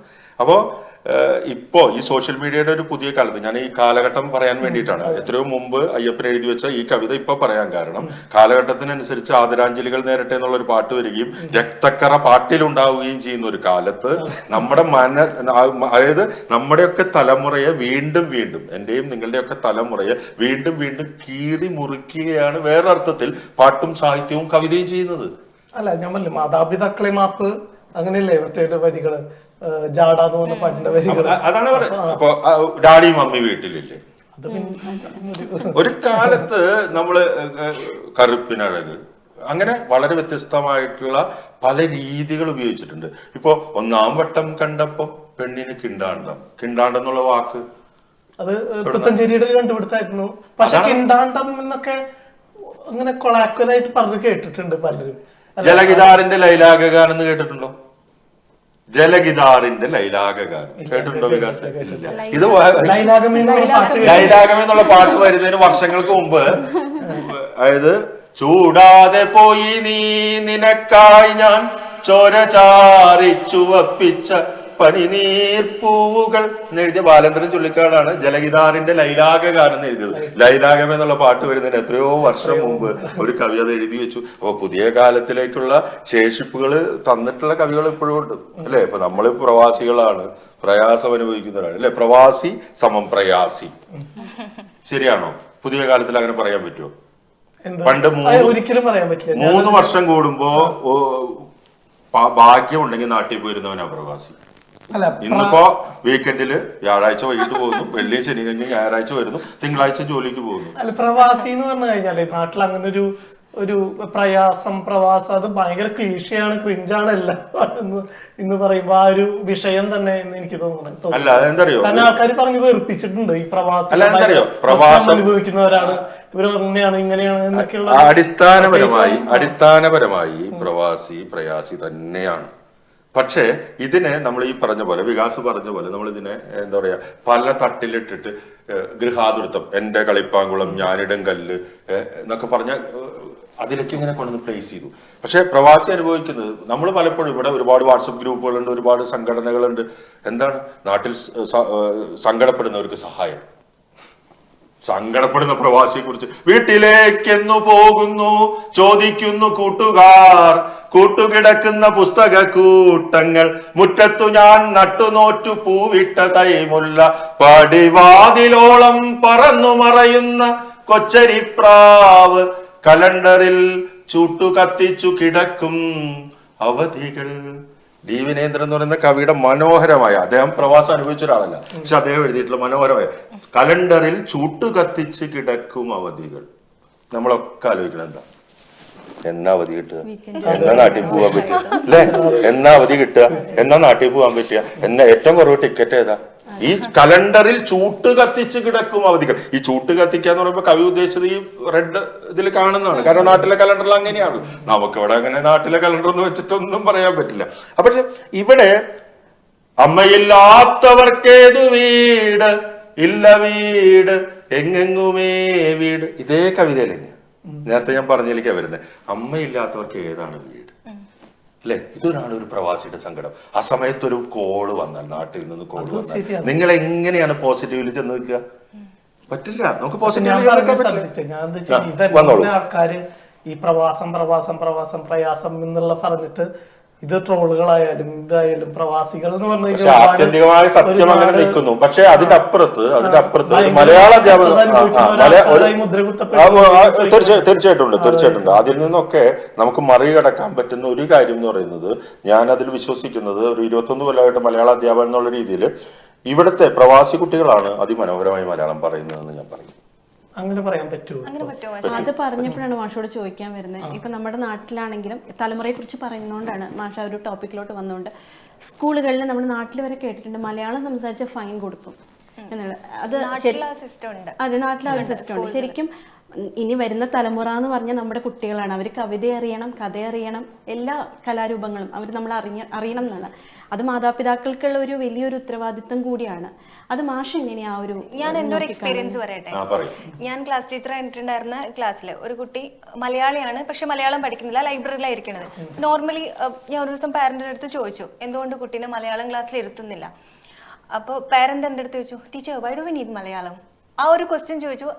എനിക്കൊന്നും പറയാനില്ല. കാരണം പാരന്റിന് ഇഷ്ടമല്ല കുട്ടി മലയാളം പഠിക്കണ്ട, അപ്പൊ കുട്ടീനെ ലൈബ്രറിയിലേക്ക് വിടുന്നു. അപ്പൊ എനിക്ക് തോന്നണില്ല എൻ്റെ ഒരു മറുപടിക്ക് അവർ വെയിറ്റ് ചെയ്യുന്നുള്ളത്. എനിക്ക് തോന്നണില്ല, അല്ലെങ്കിൽ അത് കേൾക്കാൻ അവർ തയ്യാറാവുമെന്ന് എനിക്ക് തോന്നണില്ല. അപ്പൊ അത്രത്തോളം പാരന്റ്സ് തന്നെ ഇവരെ മലയാളം വേണ്ട, നമുക്ക് വേണ്ട, മലയാളം നമ്മുടെ മാതൃഭാഷയാണ്. ഒരു ദിവസം നമ്മൾ തീർച്ചയായിട്ടും നാട്ടിലേക്ക് തിരിച്ചു പോകണം. അറ്റ്ലീസ്റ്റ് ഒരു ബസ്സിന്റെ പേര് പോലും വായിക്കാൻ പറ്റാത്ത കുട്ടികളുണ്ടെന്ന് പറഞ്ഞു കഴിഞ്ഞാൽ അത് അഭിമാനമായിട്ട് കാണുന്ന പാരന്റ്സ് ഒരുപാടുണ്ട്. ഉണ്ടോ? എനിക്ക് അതിൽ യോജിപ്പുണ്ട്. കാരണം എന്ന് വെച്ച് കഴിഞ്ഞാല് ഒരേ സ്കൂളിൽ ജോലി ചെയ്യുന്ന 2 അധ്യാപകരാണ് ഞാൻ കണ്ടത്. ഒരാൾ ഇംഗ്ലീഷ് ഡിപ്പാർട്ട്മെന്റ്, ഒരു മലയാളം ഡിപ്പാർട്ട്മെന്റ്. പക്ഷേ ഇതേ വിഷയങ്ങൾ ഞാനും കൈകാര്യം ചെയ്യാറുണ്ട്. എൻ്റെ അടുത്തും പറയാറുണ്ട്. അതായത് ലൈബ്രറിയിൽ പോകുന്നു, മലയാളി കുട്ടിയാണ്, ലൈബ്രറിയിൽ പോകുന്നു. അവനെ എങ്ങനെ മലയാളത്തിലേക്ക് കൊണ്ടുവരാം എന്നുള്ളതാണ്. എൻ മകൻ ഇംഗ്ലീഷ് പഠിക്കുവാൻ ഭാര്യ തൻ പേര് അങ്ങ് ഇംഗ്ലണ്ടിലാക്കി. ഞാൻ വീണ്ടും കുഞ്ഞുണ്ണി മാഷിലേക്ക് പോവാണ്. എന്റെ മകൻ ഇംഗ്ലീഷ് പഠിക്കുവാൻ ഭാര്യയുടെ പ്രസവം അങ്ങ് ഇംഗ്ലണ്ടിലാക്കി എന്ന് കുഞ്ഞുണ്ണി മാഷ് എത്രയോ കാലം മുമ്പ് പറഞ്ഞു. ഈ ഒരു ക്ലീശയായിട്ടുള്ള അല്ലെങ്കിൽ ഇങ്ങനെയുള്ള ഒരു തോന്നല് ഇപ്പോഴും എവിടെയൊക്കെയോ ബാക്കിയുണ്ട്. അതിന് മുഴുവനായിട്ട് ഞാൻ പറയില്ല. കാരണം എന്താ വെച്ചാൽ ഇന്ന് UAE-യിലുള്ള മലയാളം വിദ്യാർത്ഥികളെ മലയാളത്തിൽ അടുപ്പിക്കാൻ മലയാളം മിഷൻ പോലുള്ള പ്രവർത്തനങ്ങളുണ്ട്. അതിനോടൊപ്പം തന്നെ പല സ്കൂളുകളിലും മലയാളം വളരെ സജീവമായിട്ട്, പ്രത്യേകിച്ച് ഇപ്പോൾ ഞാൻ പ്രതിദാനം ചെയ്യുന്ന ഷാർജ ഇന്ത്യൻ സ്കൂളിൽ ഏറ്റവും കൂടുതൽ കുട്ടികൾ മലയാളത്തിലേക്ക് വരുന്നുണ്ട്. അപ്പോൾ ആമിക്കും അവിടെ തന്നെയാണ് ഒരു അനുഭവം ഉള്ളത്. പക്ഷേ അങ്ങനെ വരുന്ന കുട്ടികൾ ഒരു കേൾക്കാൻ പോലും തയ്യാറാവില്ല. പക്ഷെ നമ്മൾ എന്തുകൊണ്ട് മലയാളം എന്നുള്ളതാണ്. അപ്പൊ ഈ മലയാളം ക്ലാസ് മുറികളെ ഉത്സവപ്പറമ്പുകളാക്കണം.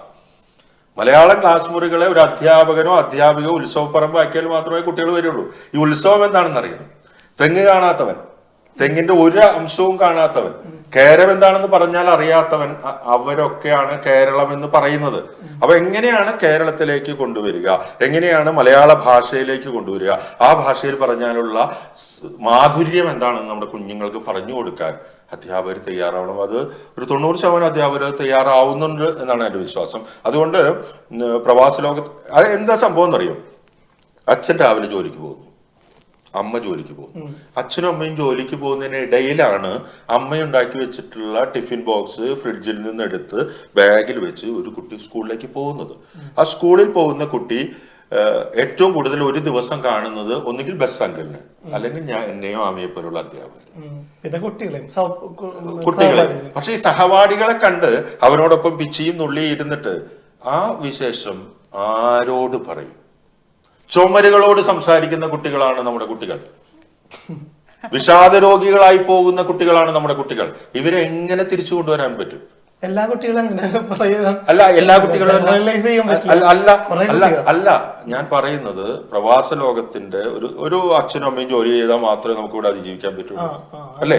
അങ്ങനെയുണ്ട്. സാഹചര്യങ്ങളാണ്. ഞാൻ ഒരു മാതാപിതാക്കളെയും കുറ്റം പറയില്ല, കാരണം അവരുടെ സാഹചര്യം അതാണ്. പക്ഷേ മാതാപിതാക്കളോട് എനിക്ക് പറയാനുള്ളത്, നിങ്ങളെ അവരൊന്ന് ചേർത്ത് പിടിച്ചിരുന്നെങ്കിൽ, ഒരാഴ്ചയിൽ ഒരു ദിവസമെങ്കിലും അവരുടെ നെറുകയിൽ ഒരു ഉമ്മ കൊടുത്താൽ അതൊരു കവിതയാണ്, അത് സ്നേഹമാണ്, സ്പർശമാണ്. നമ്മുടെ തൊടൽ പോലും അല്ലെ. ഞാൻ വികാസിനെ ചേർത്ത് പിടിക്കുമ്പോൾ ഉണ്ടാകുന്നത്, അത് ഇപ്പൊ നമ്മൾ ബാഡ് ടച്ച് ഗുഡ് ടച്ച് ഒക്കെ പറയുന്ന ഒരു കാലമാണ്. അതൊക്കെ പറഞ്ഞു കൊടുക്കുന്നതോടൊപ്പം തന്നെ സ്നേഹത്തിന്റെ ഒരു സ്പർശം കൊടുത്താൽ ഈ രാധികയുടെ ആശങ്കയ്ക്ക് പരിഹാരം ഉണ്ടാവും. കാരണം നമ്മുടെ കുട്ടികൾ മലയാളത്തിലേക്ക് വരിക തന്നെ ചെയ്യും. കാരണം എന്താ അറിയോ, അവർ സ്വപ്നം കാണുന്നതും അവർ കൂർക്കം വലിക്കുന്നതും മലയാളത്തിലാണ് എന്നുള്ളത് കൊണ്ടാണ്. നിങ്ങൾ എത്ര ആംഗലേയം കുത്തിവെച്ചാലും അവർ ജനിച്ചത് അമ്മ അച്ഛൻ എന്ന് പറയുന്ന, അതായത് നമ്മളൊക്കെ വേറിട്ട് പോകുന്നത്. അതുകൊണ്ടാണ് അച്ഛനൊരു പ്രാർത്ഥനയാണ്, അച്ഛനൊരു ആശീർവാദമാണ്, അമ്മയൊരു പ്രാർത്ഥനയാണ് എന്ന് പറയുന്നത്. അമ്മയായിട്ട് വളരെയധികം അറ്റാച്ച്ഡ് ആയിരുന്നു അല്ലേ? ഞാൻ അച്ഛനായിട്ടും അറ്റാച്ച്ഡ്. കാരണം എന്താ അറിയോ, അച്ഛന് അല്ല അങ്ങനെ അങ്ങനെ അങ്ങനെ എനിക്ക് അമ്മയോടാണ് അച്ഛനോടാണ് കൂടുതൽ ഇഷ്ടം എന്ന് ചോദിക്കുന്ന ചോദ്യം പോലെയാണ്. അമ്മ നാട്ടിലിരുന്ന് ചിലപ്പോ എന്റെ അമ്മ ഇത് കാണുന്നുണ്ട്. അപ്പൊ അമ്മയോടാണ് കൂടുതൽ അറ്റാച്ച്മെന്റ് എന്ന് പറഞ്ഞാൽ അമ്മയുടെ ശരീരമാണ് എന്റെ ആഹാരം. വികാസ് വെജിറ്റേറിയൻ ആണോ? അല്ല, അങ്ങനെ പറയാൻ പറ്റുള്ളൂ, ആണെങ്കിൽ പോലും. എന്താ? കാരണം അമ്മയുടെ ശരീരമാണ് നമ്മുടെ ആദ്യത്തെ ഭക്ഷണം.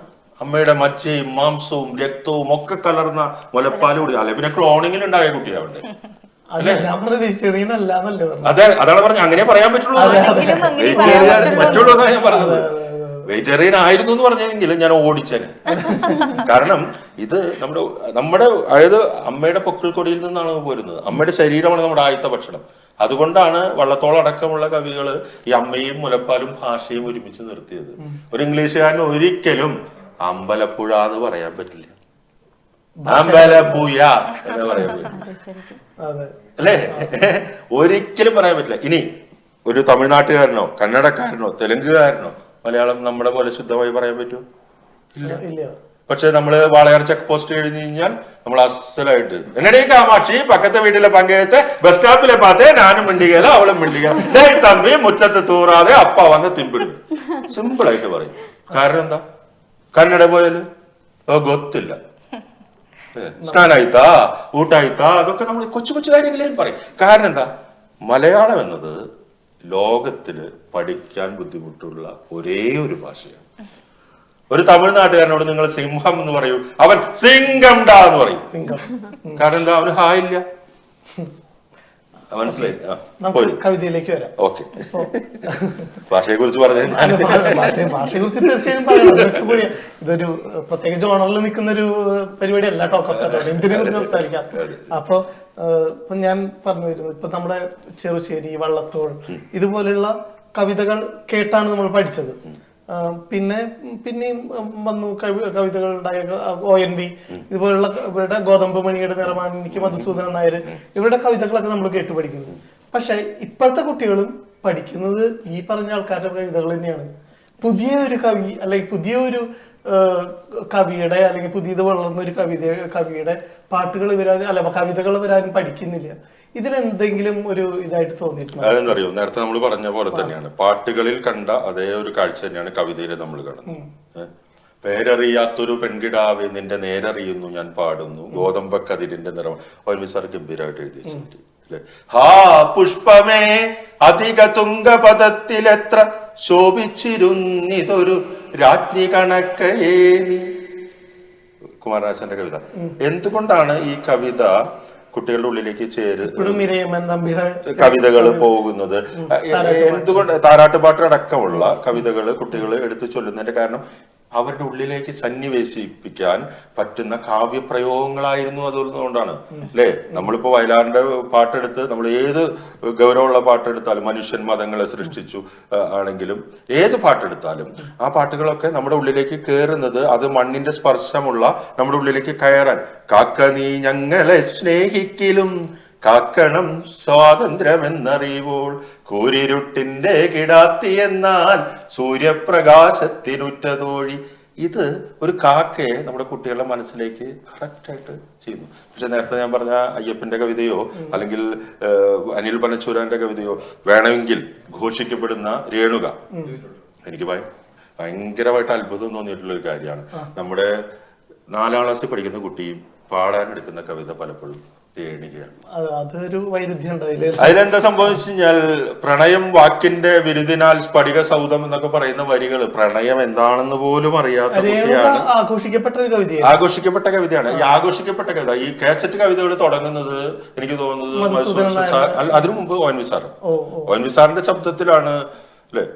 ഞങ്ങളുടെ കണ്ണനെയും അപഹരിച്ചു നിങ്ങൾ, ഞങ്ങളുടെ സർവസ്വം അപഹരിച്ചു, ചുട്ടരിച്ചു നിങ്ങൾ ഗോകുലം മുഴുവനും, ഞങ്ങളുടെ പൈക്കളയും ആട്ടിത്തെളിച്ചു എന്ന് വളരെ ഘോരമായിട്ടുള്ളൊരു ശബ്ദ വിന്യാസത്തിൽ അവതരിപ്പിച്ചപ്പോൾ മലയാളി സ്വീകരിച്ചു. പക്ഷെ അതിനുശേഷം മധുസൂദൻ സാറിന്റെ ശിഷ്യനായിട്ട് വന്നിട്ടുള്ള ഒ എൻ വി സാറിന്റെ ശിഷ്യനായിട്ട് വന്നിട്ടുള്ള മധുസൂദൻ സാറ് 12 മക്കളെ പെറ്റൊരമ്മേ നിന്റെ മക്കളിൽ ഞാനാണു ഭ്രാന്തൻ എന്ന് എഴുതി ചൊല്ലിയപ്പോ അതിന്റെ ആഴത്തിലതാ കുറേയും കൂടി ആഘോഷിക്കപ്പെട്ട കവിതയാണ്. ഇപ്പൊ പക്ഷെ ഇപ്പൊ കാവ്യഗുണമുള്ള കവിതയുമാണ് അഗസ്ത്യഹൃദയം. രാമാരഘുരാമ നാമിനിയും നടക്കാം. ഇപ്പോഴീ അനുജന്റെ ചുമലിൽ പിടിക്കാം, ഇപ്പാപശില നീ അമർത്തിച്ച വിട്ടു. ഇതൊക്കെ പക്ഷെ മധുസൂദൻ സാറ് ഞെട്ടിപ്പിച്ചൊരു കവിത. അത് പലരും വിചാരിച്ചത് ഒ എൻ വി സാർ എഴുതിയിട്ട് മധുസൂദൻ സാറ് പാടിയതാണെന്ന്. ഇരുളിൻ മഹാനിദ്രയിൽ നിന്നുണർത്തി നീ നിറമുള്ള ജീവിതം പീലി തന്നു, എന്റെ ചിറകിനാകാശവും നീ തന്നു, നിന്നാത്മശിഖരത്തിൽ ഒരു കൂടു തന്നു. ഇത് ഞാൻ കരുതിയിരുന്നത് ഇത് ഒ എൻ വി സാർ എഴുതിയിട്ട് മധുസൂദൻ സാർ പാടിയാണ്. മധുസൂദൻ സാർ ഒരിക്കൽ ഷാർജ എന്റെ സ്കൂളിൽ വന്നപ്പോൾ ഞാൻ അദ്ദേഹം നേരിട്ട് ചോദിച്ചു, ഈ കവിത അത് എന്റെ കവിതയാണ്, എന്റെ കവിതയാണെന്ന് പറഞ്ഞിട്ട് അദ്ദേഹം എന്നോട് ചോദിച്ചത്, രഘു അതിന്റെ പല്ലവി കഴിഞ്ഞിട്ട് ആദ്യത്തെ വരികൾ കഴിഞ്ഞിട്ടുള്ള വരികൾ ശ്രദ്ധിച്ചിട്ടുണ്ടോ?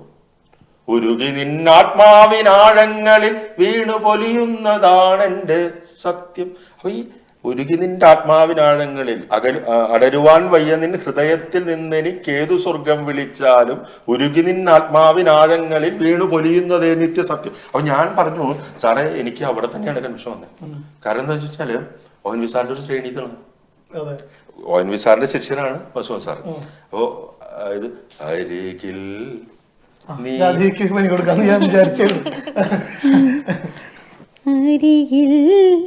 നീയുണ്ടായിരുന്നെങ്കിൽ ഇന്നു ഞാൻ ഒരു മാത്ര വെറുതെ നനച്ചുപോയി, ഒരു മാത്ര വെറുതെ നനച്ചുപോയി. നനച്ചുപോയി പാടിയപ്പോ രാധിക അറിയാതെ വന്നൊരു ഫീൽ ഉണ്ടായിട്ടുണ്ട്. ആദ്യത്തെ നനച്ചുപോയില് അറിയാതെ വന്നിട്ടുണ്ട്. പറയുന്നൊരു സാധനത്തെ ഇത് ട്രോളിൽ വന്നിട്ടുള്ള ഒരു സാധനമാണ്. രണ്ടാണ്ട് കൊടുത്തൊന്നല്ല ഈ മിസ്യൂഡാ എന്ന് പറയുന്ന ഒരു സാധനത്തെ എത്ര സാന്ദ്രമായിട്ടാണ് അത് പാടാൻ പറഞ്ഞപ്പോ ഒരു തയ്യാറെടുപ്പില്ലാതെ പാടിയപ്പോഴും പോയി അല്ലേ? അല്ല അല്ല അതിലേക്ക് വരാം. അതിന് വേറൊരു ടാസ്ക് കൊടുക്കാം അല്ലെ. അതായത് ഒ എൻ വി സാറിനെ കുറിച്ച് പറയുമ്പോ ജയേന്ദ്രൻ എന്ന് പറയുന്ന മലയാളത്തിന്റെ പ്രിയപ്പെട്ട ജയേട്ടൻ പാടി, അതായത് എനിക്ക് തോന്നുന്നത് പത്തനംതിട്ടക്കാരനായിട്ടുള്ള ഒരാള് മരിക്കുമ്പോൾ അയാൾ പറഞ്ഞത് അയാളുടെ മരണം തീരുന്നത്, അതായത് സംസ്കാരം കഴിയുന്നത് വരെ നിരന്തരമായി കേട്ടുകൊണ്ടിരിക്കേണ്ട ഒരു പാട്ട് എന്ന് പറഞ്ഞിട്ടൊരു പാട്ടുണ്ട്, ഒന്നിനി ശ്രുതി താഴ്ത്തി. ഒന്നിനി ശ്രുതി താഴ്ത്തി പാടു നീ പൂങ്കുഴല് ഉണർത്തരുതേ, ഇന്നോമലുറക്കമായി ഉണർത്തരുതേ. അത് ഈ പാട്ടുകളൊക്കെ പഠിച്ചു വെക്കണം അല്ലേ? ഉച്ചത്തിൽ മിടിക്കൊല്ലേ നീ എന്റെ ഹൃദന്തമേ സ്വച്ഛ ശാന്തം എന്നോമൽ മയങ്ങിടുമ്പോൾ. ഈ പാട്ട് പഠിക്കാത്തവരില്ല. നേരത്തെ നമ്മൾ കവിതയുടെ കാര്യം പറഞ്ഞ ഈ പാട്ട് പഠിക്കുന്നതിന്റെ കാര്യം എന്താ അറിയോ? ഈ പാട്ട് ഇപ്പൊ ഒരു കവി അയാളുടെ വൈയക്തികമായിട്ട് ഇപ്പൊ എനിക്ക് എന്റെ മാത്രം അനുഭവം എനിക്ക് പറയാം നിങ്ങളോട്, അതല്ലാതെ അയാൾ എന്റെ ഭാവനയിൽ കാണുന്നു പറയാം അല്ലെ. ഈ പാട്ടില് ഒ എൻ വി സാറിന്റെ സ്വകാര്യ ജീവിതം ഇഴ ചേർത്തുണ്ട് ആരും അറിയാതെ. അതാണ് ഉച്ചത്തിൽ മിടിക്കല്ലേ നീ എന്റെ ഹൃദന്തമേ സ്വച്ഛശാന്തമെന്നോമൽ മയങ്ങിടുമ്പോൾ. അതായത് അത് കഴിഞ്ഞിട്ട് പറയുന്ന നിൻ പദപത്മങ്ങൾ കണ്ട് അത് പദപത്മം എന്ന് പറയുന്നത് സ്വന്തം ഭാര്യ തന്നെയാണത്. പക്ഷെ നമ്മളാണെങ്കിൽ അത് ഭാര്യയെ കുറിച്ച് പറയുമ്പോ അല്ലെ, പൂമുഖവാദിക്കൽ സ്നേഹം വിടർത്തുന്ന പൂന്തിങ്കളാകുന്നു ഭാര്യ എന്ന് പൂതനയാകുന്നു ഭാര്യ എന്ന് മാറ്റിപ്പാടാൻ പറ്റാത്ത രീതിയിലേക്ക് നമ്മുടെ ഒരു കുലസ്ത്രീ സംവിധാനമോ ഒക്കെ എടുത്തു വെച്ചിട്ടുണ്ട്. ഈ അടുത്ത ആ പാട്ടിനെതിരെ ഭയങ്കരമായിട്ട് നെഗറ്റീവായിട്ടുള്ള ഇത് വന്നിരുന്നു, ഈ പൂന്തിങ്കളാകുന്നു ഭാര്യ എന്നുള്ളൊരു സംഭവം. അതാണ് ഞാൻ പറഞ്ഞത്, പൊളിറ്റിക്കലി ഇൻകറക്റ്റ് ആണ് എന്നുള്ളൊരു ഇങ്ങനത്തെ ചില പ്രയോഗങ്ങൾ പൊളിറ്റിക്കലി ഇൻകറക്റ്റ് എന്ന് പറഞ്ഞ വാക്കിന് പ്രസക്തിയായിരുന്നു. അത് മറ്റേ വാത്സല്യത്തിലെ മേലെടുത്ത് രാഘവൻ നായർ പൂർണ്ണമായും പൊളിറ്റിക്കലി ഇൻകറക്റ്റ് ആണ് എന്ന് പറയുന്നത്. എന്നാൽ ഇത് ലോഹിദാസ് എഴുതുമ്പോഴോ കൊച്ചിൻ ഹനീഫോ ഇത് സംവിധാനം ചെയ്യുമ്പോഴോ ഈ സിനിമ നമ്മൾ കാണുമ്പോഴോ ഇപ്പൊ ഏറ്റവും പുതുതായിട്ട് എനിക്ക് ഭയങ്കര അത്ഭുതം തോന്നിയത് കവിയൂർ പൊന്നമ്മ മരിച്ചപ്പോ വന്ന എല്ലാ റീലുകളിലും വൈദേഹി യാത്രയായി വനവാസ കാലമായി. എനിക്ക് ഏത് സാഹചര്യത്തിലാണ് ഇത് എടുത്തു വെച്ചത് എനിക്ക് മനസ്സിലായില്ല. കാരണം വെച്ച് കഴിഞ്ഞാല് വൈദേഹി യാത്രയായി വനവാസ കാലമായി എന്നുള്ളത് രാമായണത്തിന്റെ ഒരു കൺസെപ്റ്റാണ്. മനസ്സിലായില്ലേ? ഇവിടെ എങ്ങനെയാണ് വൈദേഹിയായിട്ട് സീതയായിട്ട് കവിയൂർ പൊന്നമ്മയെ നമുക്ക് ഉപയോഗിക്കാൻ പറ്റുക? അത് ഈ പുതിയ പല ആളുകളുണ്ട് ഈ പാട്ടുകളുടെ അർത്ഥം അറിയാതെ അതെടുത്ത് ഉപയോഗിക്കും എന്നുള്ളതാണ്. മനസ്സിലായില്ലേ? പലർക്കും ഇതിന്റെ അർത്ഥം അറിയില്ല. ഇത് പക്ഷേ ഇതെല്ലാ കാലത്തും ഉണ്ടായിരുന്നു. പുതിയ കാലത്തിന്റെ പാട്ടിന്റെ കുഴപ്പമില്ല കേട്ടോ. വയലാറൊക്കെ ഇത് ഗംഭീരമായിട്ട് വിനയമ്മൻ തമ്പിയുടെ തന്നെ പ്രാണനാഥൻ എനിക്കു നൽകിയ പരമാനന്ദ രസത്തെ എന്നുള്ളത് റേഡിയോക്കാർ വരും ഉപേക്ഷിച്ച് ഭയങ്കര അപകടം ഉണ്ടാക്കിയിട്ടുള്ള പാട്ടാ. പക്ഷെ അതിനേക്കാൾ ഭീകരമായിട്ട് വയലാർ സാർ എഴുതിയിട്ടുണ്ട്. വയലാർ എന്ന് പറയുന്ന കവി എഴുതിയിട്ടുണ്ട്. അത് പുതിയ കവികളൊക്കെ ഉണ്ട്. പിന്നെ പറഞ്ഞോളൂ. അല്ല, നമ്മളെല്ലാരും ലഹരിക്കെതിരാണ്. ലഹരി ഉപയോഗിക്കാൻ പാടില്ല, ലഹരി ഉപയോഗിക്കുന്നത് മോശമാണ്. പക്ഷെ മലയാളത്തിലോ അല്ലെങ്കിൽ ഇംഗ്ലീഷിലോ ഏറ്റവും നന്നായിട്ട് നമ്മൾ ആഘോഷിക്കപ്പെട്ടിട്ടുള്ള കഥകളും കവിതകളും ഉണ്ടായിട്ടുള്ളത് ഈ ലഹരി ഉപയോഗിച്ചതിലൂടെ തന്നെയാണ്. ഇപ്പം ഞങ്ങളുടെ ഭാഷ ഞാൻ മുഴുമിപ്പിക്കട്ടെ. ഇപ്പം നമ്മള് എസ് ടി കോളറിഡ്ജിന്റെ കുബ്ല ഖാൻ അദ്ദേഹം ഒപ്പയടിച്ചതിന് ശേഷം എഴുതിയിട്ടുള്ള ഒരു കവിതയാണ്. ഇപ്പോഴും യൂണിവേഴ്സിറ്റീസിൽ നമ്മൾ പഠിച്ചുകൊണ്ടിരിക്കും, ഇപ്പൊ ലിറ്ററേച്ചർ പഠിക്കുന്ന എല്ലാവരും പഠിച്ചുകൊണ്ടിരിക്കുന്ന ഒരു കവിതയാണ് കുബ്ല ഖാൻ. അതേപോലെ തന്നെ ഇപ്പം ബാലേന്ദ്രൻ ചുള്ളിക്കാട് പറഞ്ഞിട്ടുണ്ട്, രണ്ടെണ്ണം അടിക്കാണ്ട് എനിക്ക് ഒരിക്കലും ഒരിക്കലും അതാണ് ഞാനിത് ആമി പറഞ്ഞു തുടങ്ങിയപ്പോ കട്ട് ചെയ്യാൻ കറക്റ്റ് ആയിട്ട് ബാലേന്ദ്രനിലേക്ക് കൊണ്ടുവന്നാണ്. ബാലേന്ദ്രൻ ചുള്ളിക്കാട് മദ്യപിച്ചുകൊണ്ട് ഒരൊറ്റ കവിത പോലും എഴുതിയിട്ടില്ല. അല്ല, കവിതയുടെ ബീജം ഉണ്ടാവുന്ന അപ്പോഴായിരിക്കാം. ബാലേന്ദ്രൻ ചുള്ളിക്കാട്, ഞാൻ അതിനൊരു ഉദാഹരണം പറയാം. ബാലേന്ദ്രൻ ചുള്ളിക്കാട് ഒരു കവിത എഴുതിയിട്ടുണ്ട്. ആ കവിത അതിന്റെ അതായത് ആ കവിതയുടെ ഒരു പ്രധാനപ്പെട്ട കാര്യം ലഹരി തന്നെയാണ്. ആ കവിത തലേ ദിവസം രാത്രി അയാള് ഒരു പെൺസുഹൃത്ത് വിളിക്കുന്നു, ബാല എവിടെയുണ്ട്, ഓഫീസിലുണ്ട്, ഇറങ്ങൂ, വരും നമുക്കൊരു ഗസൽ കേൾക്കാൻ പോവാം. ഓക്കെ, ഗസൽ കേൾക്കാൻ പോകുന്നു. വരുമ്പോ പ്രത്യേകം കൂട്ടുകാരി പറയുന്നത് മദ്യപിക്കരുത്, മദ്യപിക്കാതെ വരണം എന്നാണ്. പക്ഷെ സ്വാഭാവികമായിട്ടും ഓഫീസിൽ നിന്ന് പുറത്തിറങ്ങുന്നു, കൂട്ടുകാരെ കാണുന്നു, മദ്യപിക്കുന്നു. അവിടെ ചെല്ലുന്നു, ഈ ഇതിൽ പങ്കെടുക്കുന്നു. അതായത് ആ കൂട്ടുകാരിയുടെ ഒപ്പം ഇരുന്ന് ഗസൽ കേൾക്കുന്നു. പക്ഷെ ആ രാത്രി അയാൾക്ക് ഉറങ്ങാൻ കഴിഞ്ഞില്ല. അയാൾ പിറ്റേ ദിവസം രാവിലെയാണ് ഒരു വിഷം കുടിച്ചിന്നലെ രാത്രിയിൽ ഞാൻ നിന്നരികിലിരുന്നു എന്ന് പറയുന്ന മനോഹരമായിട്ടുള്ള ഒരു വരി എഴുതി. അപ്പൊ ബാലേന്ദ്രൻ ചുള്ളിക്കാട് അല്ലെങ്കിൽ കടമ്പനിട്ടയോ അയ്യപ്പനടക്കമുള്ള ഈ ഇവരൊക്കെ തന്നെ മദ്യപിക്കുന്നത് കവിത എഴുതാനാണെന്നോ അല്ലെങ്കിൽ മദ്യപിച്ചിട്ടാണ് കവിത എഴുതുന്നോ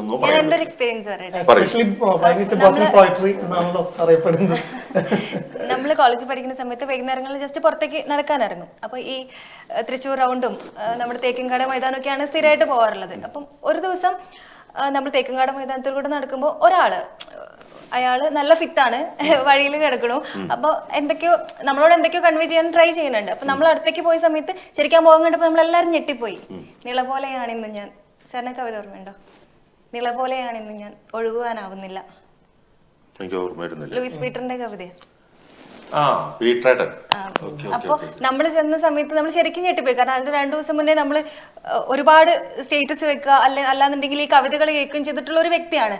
അയാളാണ് നമുക്ക് മുന്നില് ഇങ്ങനെ വീട് അയാള് നോക്കുന്നു. കേരളത്തിൽ മുഴുവൻ അങ്ങോളം ഇങ്ങോളം സഞ്ചരിച്ച് ഒരുപാട് ഭാര്യമാരുള്ള ഒരുപാട് കുട്ടികൾ ഉണ്ടാക്കിയിട്ടെന്നൊക്കെ ചരിത്രം പറയുന്ന പി കുഞ്ഞിരാമൻ നായർ എന്ന് പറയുന്ന മഹാകവി തന്നിട്ടുള്ള ആ സാഗരത്തിൽ ഇപ്പോഴും മലയാളി മുങ്ങി തുടിച്ച് തീർന്നിട്ടില്ല. 3 ആത്മകഥകള്, മനോഹരമായ കവിതകള്.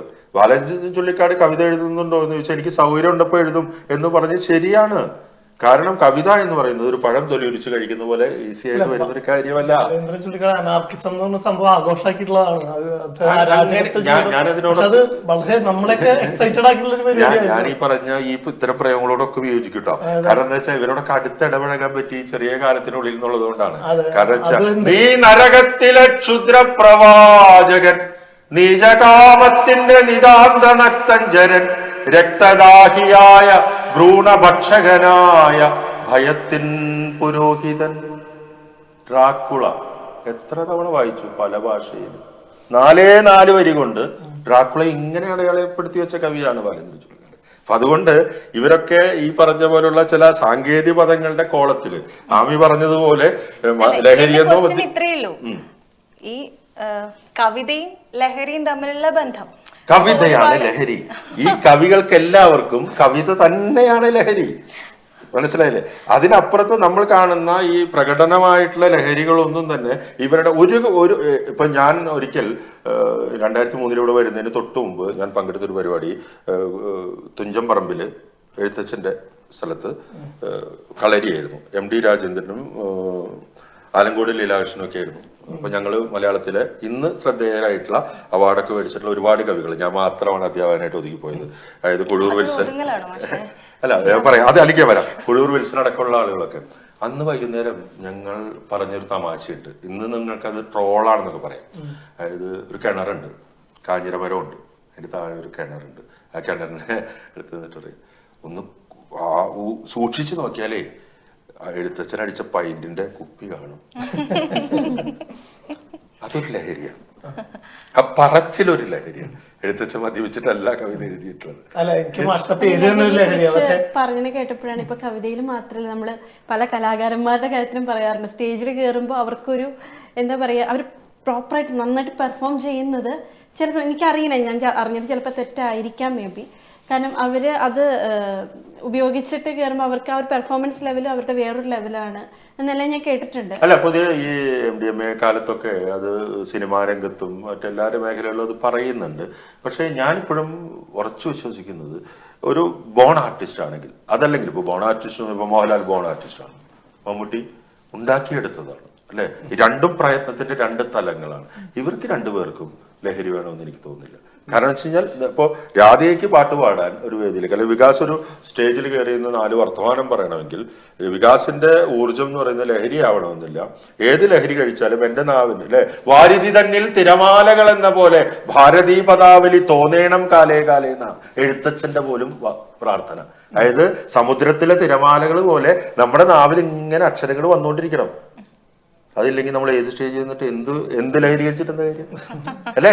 അപ്പൊ തീർച്ചയായിട്ടും വികാസിന്റെ ഉള്ളില് വളരെ രൂഢമൂലമായിട്ട് ഒരു ഭാഷാ സ്വാധീനമില്ലെങ്കിൽ കൈയടിക്കൂ, ആ അടിപൊളി എന്നൊക്കെ പറയാനേ പറ്റുള്ളൂ. അതിന്റെ അപ്പുറത്ത് ഞാൻ ഇപ്പൊ രാധിക എന്ന് പറയുന്ന പാട്ടുകാരിയെ വികാസ് അവതരിപ്പിക്കുമ്പോൾ ഈ ഒരു പാട്ടുകാരി അവതരിപ്പിക്കുന്നതിന് മുമ്പ് പാട്ടിനെ കുറിച്ച് പറയണം, പാട്ടുകാരിയെ കുറിച്ച് പറയണം, പാട്ടിലേക്കുള്ള വഴി പറയണം, എന്തെല്ലാം കാര്യങ്ങളുണ്ട്. അത് ഈ കേൾക്കുന്ന ആൾക്കൂട്ടത്തിന് സ്വീകാര്യമാവണം. തീർച്ചയായും അതിന് ഇയാളുടെ കയ്യിലൊരു പദസമ്പത്ത് വേണം. അത് ഇംഗ്ലീഷ് ആയാലും മലയാളത്തിലായാലും അത് വേണം. ഇത് തന്നെയാണ് എഴുത്തിന്റെ കാര്യത്തിലും. ഒരു മിനിറ്റ്, നമുക്ക് അടുത്ത പാട്ടിലേക്ക് പോവാം. ഞാൻ കുറെ നാൾക്ക് ശേഷം രാധികയുടെ റീല് ഷെയർ ചെയ്തിട്ടുണ്ടായിരുന്നു. ഞാൻ സിനിമ കണ്ടുവന്നതിന്റെ ഒരു ഹാങ് ഓവറിൽ ഇരിക്കുന്നു. അജയന്റെ 2ാം വർഷം AR എന്ന് പറഞ്ഞ സിനിമ. അപ്പോഴാണ് രാധിക ഒരു സ്റ്റാറ്റസ് ഇട്ടതും ആ പാട്ട് ഞാൻ ചോദിച്ചു വാങ്ങിയിട്ട് AR പാട്ട് അജയന്റെ 2ാം വർഷം. എന്നിട്ട് ഞാനത് ഷെയർ ചെയ്തു. അത് ടോക്ക് ഓഫ് ദ ടൗണിലെ ഗ്രൂപ്പിൽ ഞാൻ ഷെയർ ചെയ്തോട്ടെ എന്ന് ചോദിച്ചു. ഞാൻ പാട്ടിന്റെ ഒരു വിഷ്വലി ഗംഭീര സിനിമയായിരുന്നു. കണ്ടിരുന്നോ മാഷ്? അപ്പൊ അതിലത്തെ പാട്ടും നല്ല രസമായിട്ടുള്ള ഒരു വിഷ്വലാണ്. അത് രാധിക പാടിയിട്ടുണ്ട്. അതൊന്ന് പാടാം അല്ലേ? ബുദ്ധിമുട്ടാവും.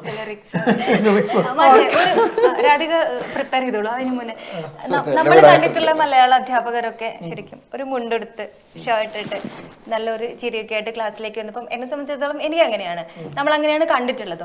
അപ്പൊ ഇവിടെ UAE ഒരുപാട് റെസ്ട്രിക്ഷൻസ് ഉണ്ട്. ഒരു എസ്പെഷ്യലി ഒരു ഭാഷാധ്യാപകൻ എന്നുള്ള രീതിയിൽ എനിക്ക് തോന്നണില്ല നമ്മൾ ഈ ഒരു ടൈ ഒക്കെ കെട്ടിയിട്ട് ആശാനാശയ ഗംഭീരൻ, ഉള്ളൂർ ഉജ്ജ്വല ശബ്ദാട്യൻ, വള്ളത്തോൾ ശബ്ദ സുന്ദരൻ എന്നൊക്കെ പറയുമ്പോൾ അത് എത്രത്തോളം എഫക്റ്റീവ് ആണ് എന്നുള്ളത് ഞങ്ങളെ സംബന്ധിച്ചിടത്തോളം ഓക്കെ, ഞങ്ങൾക്ക് വേർഡ്സ്വർത്തിനെയും കീറ്റ്സിനെയും ഷെല്ലിനെയും പഠിപ്പിക്കാൻ കുഴപ്പമില്ല. എങ്ങനെ ഞാൻ അനുഭവിച്ചിട്ടുള്ള ഒരു വലിയൊരു സങ്കടമാണ് അത് റാസലൈമിൽ 18 വർഷം പഠിപ്പിച്ചു. ഒരു വർഷം കഴിഞ്ഞപ്പോൾ എനിക്ക് ഈ ടൈ ഉപേക്ഷിക്കാനുള്ള ഒരു അനുവാദം കിട്ടി. കാരണം എന്താ വെച്ച് കഴിഞ്ഞാൽ അതൊരു പ്രൈവറ്റ് മാനേജ്മെന്റ് ആയിരുന്നു. അതുകൊണ്ട് തന്നെ അവിടെ അതിന്റെ മാനേജ്മെന്റിലുള്ള ആളുകളൊക്കെ തന്നെ എന്നോടുള്ള ഒരു ഇഷ്ടം കൊണ്ടായിരിക്കണം ഞാൻ പറഞ്ഞു ഈ ടൈയൊക്കെ കെട്ടിട്ട് മഞ്ഞത്തെച്ചി പൂങ്കുല പോലെ മഞ്ചിമവിടരും പുലർകാലം എന്ന് പറഞ്ഞ കുട്ടികൾ ഓടും. അപ്പൊ അതുകൊണ്ട് എനിക്കൊരു അവസരം ഉണ്ടായിരുന്നു. പക്ഷെ പല സാഹചര്യങ്ങളാണല്ലോ. ഇപ്പൊ പുതിയ സംവിധാനത്തിൽ വരുമ്പോൾ എനിക്ക് ടൈ കെട്ടി പഠിപ്പിച്ചേ പറ്റൂ. ഇതൊക്കെ ഇവിടെയൊക്കെ മലയാളിയുടെ ഒരു അനാവശ്യമായ വാശിയുണ്ട്. എന്ത് വാശി? അത് മലയാളി പലപ്പോഴും വിചാരിക്കുന്നത് ഇപ്പോഴും പടിഞ്ഞാറൻ നാടുകളിലേക്ക് നോക്കിയിരുന്ന ആ ശീലങ്ങള് പിന്തുടരുന്നതാണ്. എനിക്ക് തോന്നുന്നത് പാരീസിലാണെന്ന് തോന്നുന്നു ഏറ്റവും പുതിയ സ്റ്റൈലുകൾ അല്ലെങ്കിൽ പുതിയ ട്രെൻഡുകൾ വരുന്നത്, പുതിയ ഭാഷയിൽ പറഞ്ഞു. പിന്നെ ഇന്ത്യയിലാണെങ്കിൽ കുറെ കാലം മുമ്പ് വരെയൊക്കെ എൻ്റെ ഒരു വായനാ അനുഭവമാണ് ഞാൻ പറയുന്നത്, അത് ബോംബെയിലാണ്. അതും കഴിഞ്ഞിട്ടാണ് ഇത് കേരളത്തിലെ ഗ്രാമത്തിൽ വരുന്നത് അല്ലെ. കേരളത്തിലെ ഗ്രാമത്തില് സാരിയിൽ ധാവണിയിൽ നിന്ന് സാരിയിലേക്ക് പോയി അല്ലെങ്കിൽ ഒരു സെറ്റ് സാരിയിലേക്ക് വരെയൊക്കെ പോയിരുന്നിടത്തേക്കാണ് ചുരിദാർ എന്ന് പറയുന്ന ഒരു സംവിധാനം കടന്നു വന്നത്. ചുരിദാർ പോയി ലാച്ച വന്നു. ചുരിദാർ വരുന്ന സമയത്ത് ലോകത്ത് നിന്നേ ചുരിദാർ പോയിരുന്നു. നമ്മള് ചുരിദാർ ഭയങ്കര കൗതുകത്തോടെ പിടിക്കുന്നതിന് മുമ്പേ അത് പോയിരുന്നു. പക്ഷെ അതില് ആമി ചോദിച്ചതില് വേറൊരു വൈരുദ്ധ്യത ഉണ്ടല്ലോ. കാരണം എന്തുകൊണ്ട് മലയാള ഭാഷ ടൈയും കോട്ടും ഒക്കെ ഇട്ട് പഠിപ്പിച്ചു കൂടാ? അല്ല, അതിൽ ഞാൻ പറയണേ അതാ അവിടേക്കാണ് ഞാൻ വരുന്നത്. അപ്പൊ നമ്മുടെ ഈ ട്രെൻഡുകളൊക്കെ ഇത് മലയാളിയുടെ ഒരു കാപട്യാണ് ഞാൻ പറയുന്നത്. അപ്പൊ അതുകൊണ്ട് തന്നെ അത്തരം ശീലങ്ങളെയൊക്കെ ഞാൻ ഇങ്ങനെ തുടച്ചു കളയും. കാരണം എന്താ അറിയോ, മലയാളം പഠിപ്പിക്കാൻ ടൈ കിട്ടിയാലും എന്റെ ഭാഷ എന്റെ കയ്യിലുണ്ടല്ലോ. ഞാൻ എപ്പോഴും ആമിയുടെ അടക്കമുള്ള എന്റെ സഹപ്രവർത്തകരോട് പറയുന്നത്, നമ്മുടെ സബ്ജക്റ്റ് നമ്മൾ പഠിപ്പിക്കുന്ന വിഷയം നമ്മുടെ ഉള്ളിലുണ്ടെങ്കിൽ നമ്മുടെ വേഷം ഒരു വിഷയമേ അല്ല. അതിന്റെ അപ്പുറത്തേക്ക് ഇതിനെ കൊണ്ടുവരിക എന്നുള്ളതാണ്. കാരണം എന്താ വെച്ച് കഴിഞ്ഞാല് ആ ഒരു സാഹചര്യം, കാരണം ലോകത്ത് പഠിക്കാൻ ബുദ്ധിമുട്ടുള്ള മലയാളം ഞാൻ പഠിക്കുന്നു, അതെന്റെ കുഞ്ഞുങ്ങൾക്ക് ഞാൻ പറഞ്ഞു കൊടുക്കുന്നു, എന്റെ സഹപ്രവർത്തകരിലൂടെ അത് സംഭവിക്കുന്നു. അങ്ങനെ മലയാളം ഡിപ്പാർട്ട്മെന്റ് അല്ലെങ്കിൽ മലയാള വിഭാഗം എന്ന് പറയുന്നത് ഞങ്ങൾ തന്നെ പരസ്പരം ചർച്ച ചെയ്യുമ്പോഴൊക്കെ പറയുന്ന ഒരു കാര്യം എന്താ വെച്ച് കഴിഞ്ഞാൽ കുട്ടികളിലേക്ക് എത്തിക്കുക എന്നുള്ളതാണ്. മനസ്സിലായി? പിന്നെ ആഭാസകരമായ ഒരു വേഷമൊന്നും അല്ലല്ലോ അത്. അപ്പൊ അങ്ങനെയുണ്ട്. അതായത് ടൈയും കോട്ടും അല്ല, ടൈയും കോട്ടും ഒക്കെ നേരത്തെ ഞാൻ പറഞ്ഞതിന്റെ തുടർച്ചയാണ് ഞാൻ പറഞ്ഞത്. ടൈയും കോട്ടും ഒക്കെ എത്രയോ കാലം മുമ്പേ ഉപേക്ഷിച്ചു കഴിഞ്ഞു. ഇംഗ്ലീഷ് ബ്രിട്ടീഷ് സ്കൂളുകളിൽ പോലും ഇപ്പൊ ടൈയും കോട്ടും ഇല്ല, അത് ഉപേക്ഷിക്കപ്പെട്ടു. അവര് പുതിയ രീതിയിലേക്ക് കുറെ കൂടി റിലാക്സ്ഡ് ആയിട്ടുള്ള രീതിയിലേക്ക്. ഇതെന്താ സംഭവം എന്ന് വെച്ചാൽ കേരളത്തിലേക്ക് വിദേശികൾ വരുമ്പോൾ നമ്മൾ ടൈയും കോട്ടും ഇട്ടിട്ട് ഗുഡ് മോർണിംഗ് സാർ എന്ന് പറയാം, ഒരു ബർമണി ടീഷർട്ട് ഇട്ടിട്ട് നമ്മുടെ മുന്നിൽ കൂടെ അങ്ങനെ പോകും. കാരണം അവർ വരുന്നത് ആ രാജ്യത്തെ വെതർ കാലാവസ്ഥയെ ആസ്വദിക്കാറ്. അവർ ആ വസ്ത്രം ഉപയോഗിക്കുന്നു. മലയാളിക്ക് ഇപ്പോഴും അത് മനസ്സിലായിട്ടില്ല, ഏത് കാലത്ത് ഏത് വസ്ത്രം ഉപയോഗിക്കണം. അങ്ങനെ ഒരു സീസണൽ വസ്ത്രമില്ല. ഏത് കാലത്തും അനുകരിക്കുക എന്ന് പറയുന്ന ഒരു അബദ്ധം മലയാളിയുടെ കൂടപ്പിറപ്പാണ്. അത് ഭാഷയിലുണ്ട്, സാഹിത്യത്തിലുണ്ട്, എല്ലായിടത്തും ഉണ്ട്. അപ്പോ പുതിയ ഏതാണ് പ്രൊജക്ടുകൾ എടുത്ത് ഒരു 2 ബുക്ക് പ്രകാശനം ചെയ്തു അല്ലെ? അല്ല, അതായത് അറിയോ, ഞാനൊരു 30 വർഷമായി എഴുതാൻ തുടങ്ങിയിട്ട്. അപ്പൊ നിങ്ങളുടെ എന്റെ പ്രായം ആരംഭിക്കാം. ഇന്ന് PN ഗോപികൃഷ്ണനും കുഴൂർ വിൽസനും അടക്കമുള്ള മോനേഷൻ കാലടിയും PP രാമേന്ദ്രനും അടക്കമുള്ള അവരൊക്കെ എഴുതി തുടങ്ങിയ കാലത്ത് അവരോടൊപ്പം എഴുതി തുടങ്ങിയ ഒരാളാണ്. സംഭവം ഉണ്ടായിരുന്നോ? ഇല്ല, ഞാൻ അങ്ങനെ സാങ്കേതികമായിട്ടുള്ള ഒരു ടെക്നിക്കൽ സാങ്കേതികതയിലേക്ക് ഞാൻ പലപ്പോഴും പോയിട്ടില്ല. പക്ഷെ FP വന്നതിന് ശേഷവും ഒക്കെ തന്നെ ഞാൻ ഒരു കവിതയും FPയിൽ അങ്ങനെ എഴുതിയിട്ടില്ല. കാരണം എന്റെ കവിത എന്ന് പറയുന്നത് പലപ്പോഴും പല ആളുകളും എന്റെ ഭാര്യ അടക്കമുള്ളവർ പറയുന്നത് നിങ്ങൾ എഴുതുന്ന ഒന്നും മനസ്സിലാവുന്നില്ല എന്നൊക്കെ പറയാറുണ്ട്. കാരണം എന്താ വെച്ചാൽ എന്റെ ഉള്ളിലെ കുഴമറിച്ചിലുകളാണ്, ആശയക്കുഴപ്പങ്ങളാണ് എന്റെ കവിത. അപ്പൊ അത് പുതിയ ഒരു ആൾക്കൂട്ടത്തിനെ സന്നിവേശിപ്പിക്കാൻ എനിക്ക് ഒരു തോന്നലുണ്ടായത് 30 വർഷത്തിന് ശേഷം. അതുകൊണ്ടാണ് 2 വർഷം മുമ്പ് എന്റെ ആദ്യത്തെ പുസ്തകം ഇറങ്ങുന്നത്. രണ്ടാമത്തെ പുസ്തകം ഒരു ഓർമ്മ പുസ്തകമാണ്. ഓർമ്മകളില്ലാത്തവരില്ലല്ലോ അല്ലെ, ഓർമ്മകൾക്കില്ല ചാവും ചിതയും എന്നാണ് വിജയലക്ഷ്മി എഴുതുന്നത്. അപ്പൊ ഈ ഓർമ്മകളെ കുറിച്ച് എഴുതിയപ്പോൾ പോലും ഞാൻ പലപ്പോഴും ഞാൻ അതിൽ സംതൃപ്തനല്ല. Okay. കാരണം കുറെ കൂടിയും നമ്മൾ വൈയക്ത്യമായി പോകുന്നുണ്ട്. എന്റെ ഓർമ്മ വായിച്ചാൽ രാധികയ്ക്കും വികാസിനും ആമിക്കും ഒക്കെ അത് നിങ്ങളുടേതാണെന്ന് എവിടെയെങ്കിലും തോന്നിയാലേ അതിന് നല്ല എളുപ്പമാണ്. അപ്പൊ മാഷെ 1 മണിക്കൂർ പോയത് അറിഞ്ഞില്ല. 1 മണിക്കൂറായോ? അതെ, ഒരുപാട് ഇൻട്രസ്റ്റിംഗ് ആയിട്ടുള്ള ഒരുപാട് കാര്യങ്ങൾ ചർച്ച ചെയ്തു. അപ്പൊ ഇനിയും ഒരുപാട് ഞാൻ കരുതുന്നത് ഇതിനിടയ്ക്ക് ബ്രേക്ക് ഒക്കെ വരും, അതിനുള്ള സമയം ഒരു കാപ്പി കുടിക്കും. വികാസ് പറഞ്ഞ 4 വരി പാടിയാ കൊള്ളാമെന്ന്. അതെ അതെ അതെ, അതിലേക്ക് വരാം. ഇത് സമയം തരും. അപ്പൊ ഒരുപാട് സന്തോഷം മാഷെ വന്നതിൽ ഇത്ര അധികം കാര്യങ്ങൾ. എനിക്ക് ഭയങ്കര സന്തോഷം. കാരണം എന്താ അറിയോ, നമ്മളിപ്പോ ഒരു ടിവിയിൽ ഒരു അഭിമുഖം എന്നുള്ളൊരു ഫീൽ ഉണ്ടായിട്ടില്ലല്ലോ. അതാണ് ഞാൻ പറഞ്ഞത്. ഈ കൂടപ്പറപ്പുകളോടൊപ്പം ഇരിക്കുക എന്ന് പറയുന്ന ഒരു സുഖകരമായിട്ടുള്ളൊരു അവസ്ഥയുണ്ട്. ഞാൻ ഇപ്പൊ അനുഭവിച്ചത് അതാണ്. കാരണം വെച്ച് കഴിഞ്ഞാൽ നിങ്ങളൊന്നും തന്നെ ഇപ്പൊ ഗൾഫിന്റെ ഒരു പ്രത്യേകത ഞാൻ അതും കൂടി പറഞ്ഞ് അവസാനിപ്പിക്കാം. അതായത് തിരുവനന്തപുരം മുതൽ കാസർഗോഡ് വരെയുള്ള കുട്ടികളെ പഠിപ്പിക്കുന്ന അനുഗ്രഹീതരായിട്ടുള്ള അധ്യാപകരാണ് ഞങ്ങൾ രണ്ടുപേരും. പോയാൽ ഇപ്പൊ ആമി കോഴിക്കോടാണ്, ഞാൻ തൃശ്ശൂരാണ്. ഞാൻ തിരുവനന്തപുരത്ത് പോയി ഒന്ന് വീണ് പോയാൽ കഴിഞ്ഞ 21 വർഷമായിട്ട് ഞാൻ പഠിപ്പിച്ച ഏതെങ്കിലും ഒരു കുട്ടിയായിരിക്കും അവിടുത്തെ ഹോസ്പിറ്റലിലെ ഡോക്ടർ. ശരിക്കും ടീച്ചേഴ്സിന് മാത്രം കിട്ടുന്ന ഒരു വലിയ, നാട്ടിലെ ടീച്ചേഴ്സിന് കിട്ടില്ല. അതെ അതെ ശരിക്കും. എന്റെ പെങ്ങള് ടീച്ചറാ, അവൾക്ക് ആ ചുറ്റുവട്ടത്തുള്ള കുട്ടികളെ അറിയുള്ളൂ. ഒരു ദേശത്തെ ഒരു പഞ്ചായത്തിലെ മാക്സിമം ഒരു ജില്ലയില്, അതിന്റെ അപ്പുറം കാസർഗോഡ് എനിക്ക് എന്റെ കുട്ടികളുണ്ട്. അത് ശരിക്കും പേഴ്സണലി എനിക്ക് തോന്നിയിട്ടുണ്ട്. എൻ്റെ അമ്മ ടീച്ചറാണ്. സോ നമുക്ക് ടീച്ചറുടെ മോളാണെന്ന് പറയാൻ ഇപ്പോഴും ഒരു അഭിമാനം തോന്നാറ്. കാരണം എവിടെ ചെന്നാലും നമുക്ക് ആ ഒരു പ്രിഫറൻസ് കിട്ടാറുണ്ട്. ഇപ്പോഴും നമ്മൾ അഭിമാനത്തോടു കൂടി ഇപ്പോഴും നിങ്ങൾക്ക് പറയാലോ നിങ്ങളുടെ കൂടെ ഒരു ടീച്ചർ അത് ഉറപ്പായിട്ടും. അതാണ് ഞാൻ ആമിയുടെ അടുത്തും പറഞ്ഞിട്ടുണ്ട് ഒരിക്കലും. ഇനി നിങ്ങൾക്ക് കൂടുതൽ പറയാം. ആമി മാത്രമല്ല, ഞാൻ നിങ്ങളുടെ കൂടെ കൂടിയില്ലേ. 2 ടീച്ചേഴ്സിന്റെ കൂടെ ഇരിക്കുന്ന ആ ഒരു ഡിഫറൻസ് ശരിക്കും ഞങ്ങൾക്കും നന്നായിട്ട് ഒരു ഫീൽ ചെയ്യുന്നുണ്ട്. അതെ ഉറപ്പായിട്ടും. വലിയ സന്തോഷം. തുടക്കത്തില് വികാസ് പറഞ്ഞിരുന്നു ആമിയുടെ സഹപ്രവർത്തകനാണ് എന്നുള്ളത്. അപ്പൊ എനിക്കൊരിക്കലും സഹപ്രവർത്തകൻ എന്നുള്ളതിനേക്കാൾ ഉപരി ഞാൻ കണ്ടിട്ടുള്ളത് ഒരു ഗുരുനാഥൻ എന്നുള്ള രീതിയിൽ തന്നെയാണ്. ഇപ്പൊ ഞങ്ങൾ ഒരുമിച്ച് ഒരു ക്ലബിൽ വർക്ക് ചെയ്യുന്നുണ്ട്. സാറ് കോർഡിനേറ്ററും ഞാൻ അസിസ്റ്റന്റ് കോർഡിനേറ്ററായിട്ട് ഞങ്ങൾ ഒരു മീഡിയ ക്ലബ്ബ് റൺ ചെയ്യുന്നുണ്ട് സ്കൂളിൽ. എനിക്ക് തോന്നുന്നു അതിലുള്ള എല്ലാ പരിപാടികളും സാറ് ഇനിഷ്യേറ്റീവ് ചെയ്തിട്ടാണ്. ഇപ്പം സാറ് വന്നതിന് ശേഷമാണ് അതിന് കുറെ എന്താ പറയുക, അത് വേറെ ഒരു തലത്തിലേക്ക് മാറിയിട്ടുള്ളത്. അപ്പം എന്നെ സംബന്ധിച്ചിടത്തോളം ഞാനൊരു ബിഗിനറാണ്. സാർ ഒരുപാട് എക്സ്പീരിയൻസ്ഡ് ആയിട്ടുള്ള ഒരാളാണ്. അപ്പം എനിക്ക് ഗുരുനാഥനെ പോലെ തന്നെയാണ് അന്നും ഇന്നും ഞാൻ കണ്ടുകൊണ്ടിരിക്കുന്നത്. അപ്പം സഹപ്രവർത്തകൻ എന്ന് പറഞ്ഞപ്പോൾ എനിക്കത് ഒന്ന് തിരുത്തണം എന്ന് തോന്നിയത്. അപ്പൊ മാഷ ഇങ്ങോട്ട് ടോക്ക് ഓഫ് ദ ടൗണിലേക്ക് ഇൻട്രൊഡ്യൂസ് ചെയ്ത ആമിക്ക് ഒരുപാട് നന്ദി അല്ലേ. തീർച്ചയായും ഇത്രയും നല്ലൊരു അതെ വേറൊരു പാട്ട് മാറി ഒരു വേറൊരു വെറൈറ്റി കൈൻഡ് ഓഫ് എപ്പിസോഡ്. അത് മാഷ് വളരെ ഭംഗിയായിട്ടാണ് കവിതകൾ ഓരോന്നും അവതരിപ്പിച്ചുകൊണ്ട്. അങ്ങനെയാണെങ്കിൽ ഒരു കാര്യം പറയട്ടെ, എന്തായാലും ഇതിന്റെ ഒരു സന്തോഷം അവസാനിപ്പിക്കാൻ വേണ്ടിട്ട് നഞ്ചിയമ്മ കുറിച്ച് അറിയാലോ. നഞ്ചിയമ്മ ആദിവാസി പാട്ടുകളൊക്കെ പാടുക. നഞ്ചിയമ്മയൊക്കെ പാട്ട് പാടുന്നതിന് മുമ്പേ തന്നെ ഈ ആദിവാസി ഗോത്ര പാരമ്പര്യമൊക്കെ ഉണ്ട്.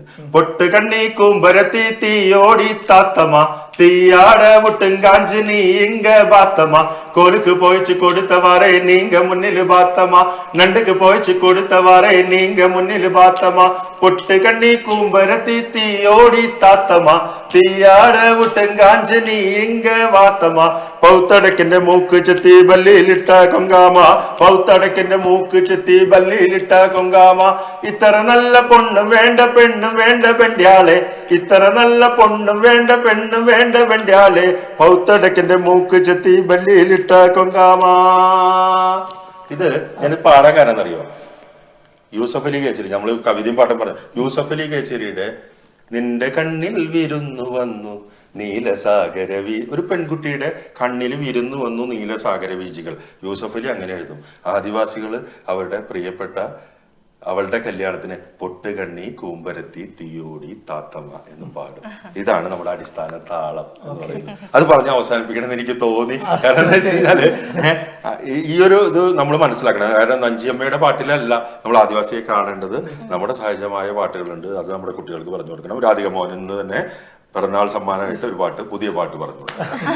Signing off Vikas Karthik. നമ്മൾ രാധികയുടെ ഒരു പാട്ടിലൂടെ ഈ എപ്പിസോഡ് വൈൻഡപ്പ് ചെയ്യാണ് അല്ലേ? അതെ, ഇന്നത്തേക്ക് എനിക്ക് ഏറ്റവും ആപ്റ്റബിൾ ആയിട്ടുള്ള സോങ് തന്നെയാണ് തോന്നുന്നത്. ഇന്ന് എൻ്റെ മോൻ്റെ പിറന്നാളാണ്. സോ ഈ പാട്ട് വികാസ് പാടാൻ പറഞ്ഞതിൽ എനിക്ക് ഒരുപാട് സന്തോഷം തോന്നി. അതെ, ഈ പാട്ട് രാധിക ഭയങ്കര രസമായിട്ട് തോന്നി, സന്തോഷമായി തോന്നി. ഓക്കെ, ബൈ ദ വേ രാധികയുടെ മോന്റെ പിറന്നാളാണ്. മോന്റെ പേരെന്ന് പറഞ്ഞോളൂ. Rudradev. Rudradev. Okay, happy birthday. Thank you.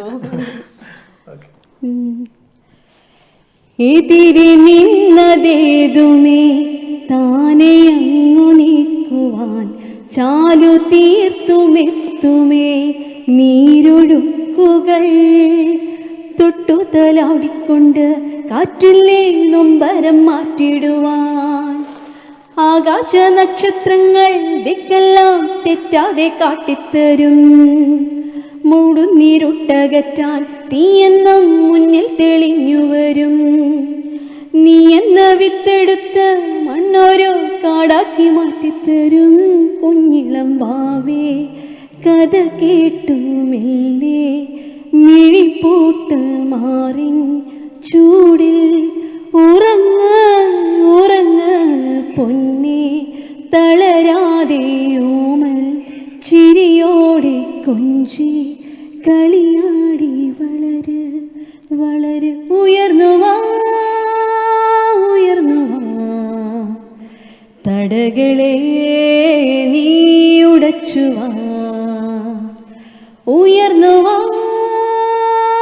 ഉയർന്നു വാ ഉലകിനെ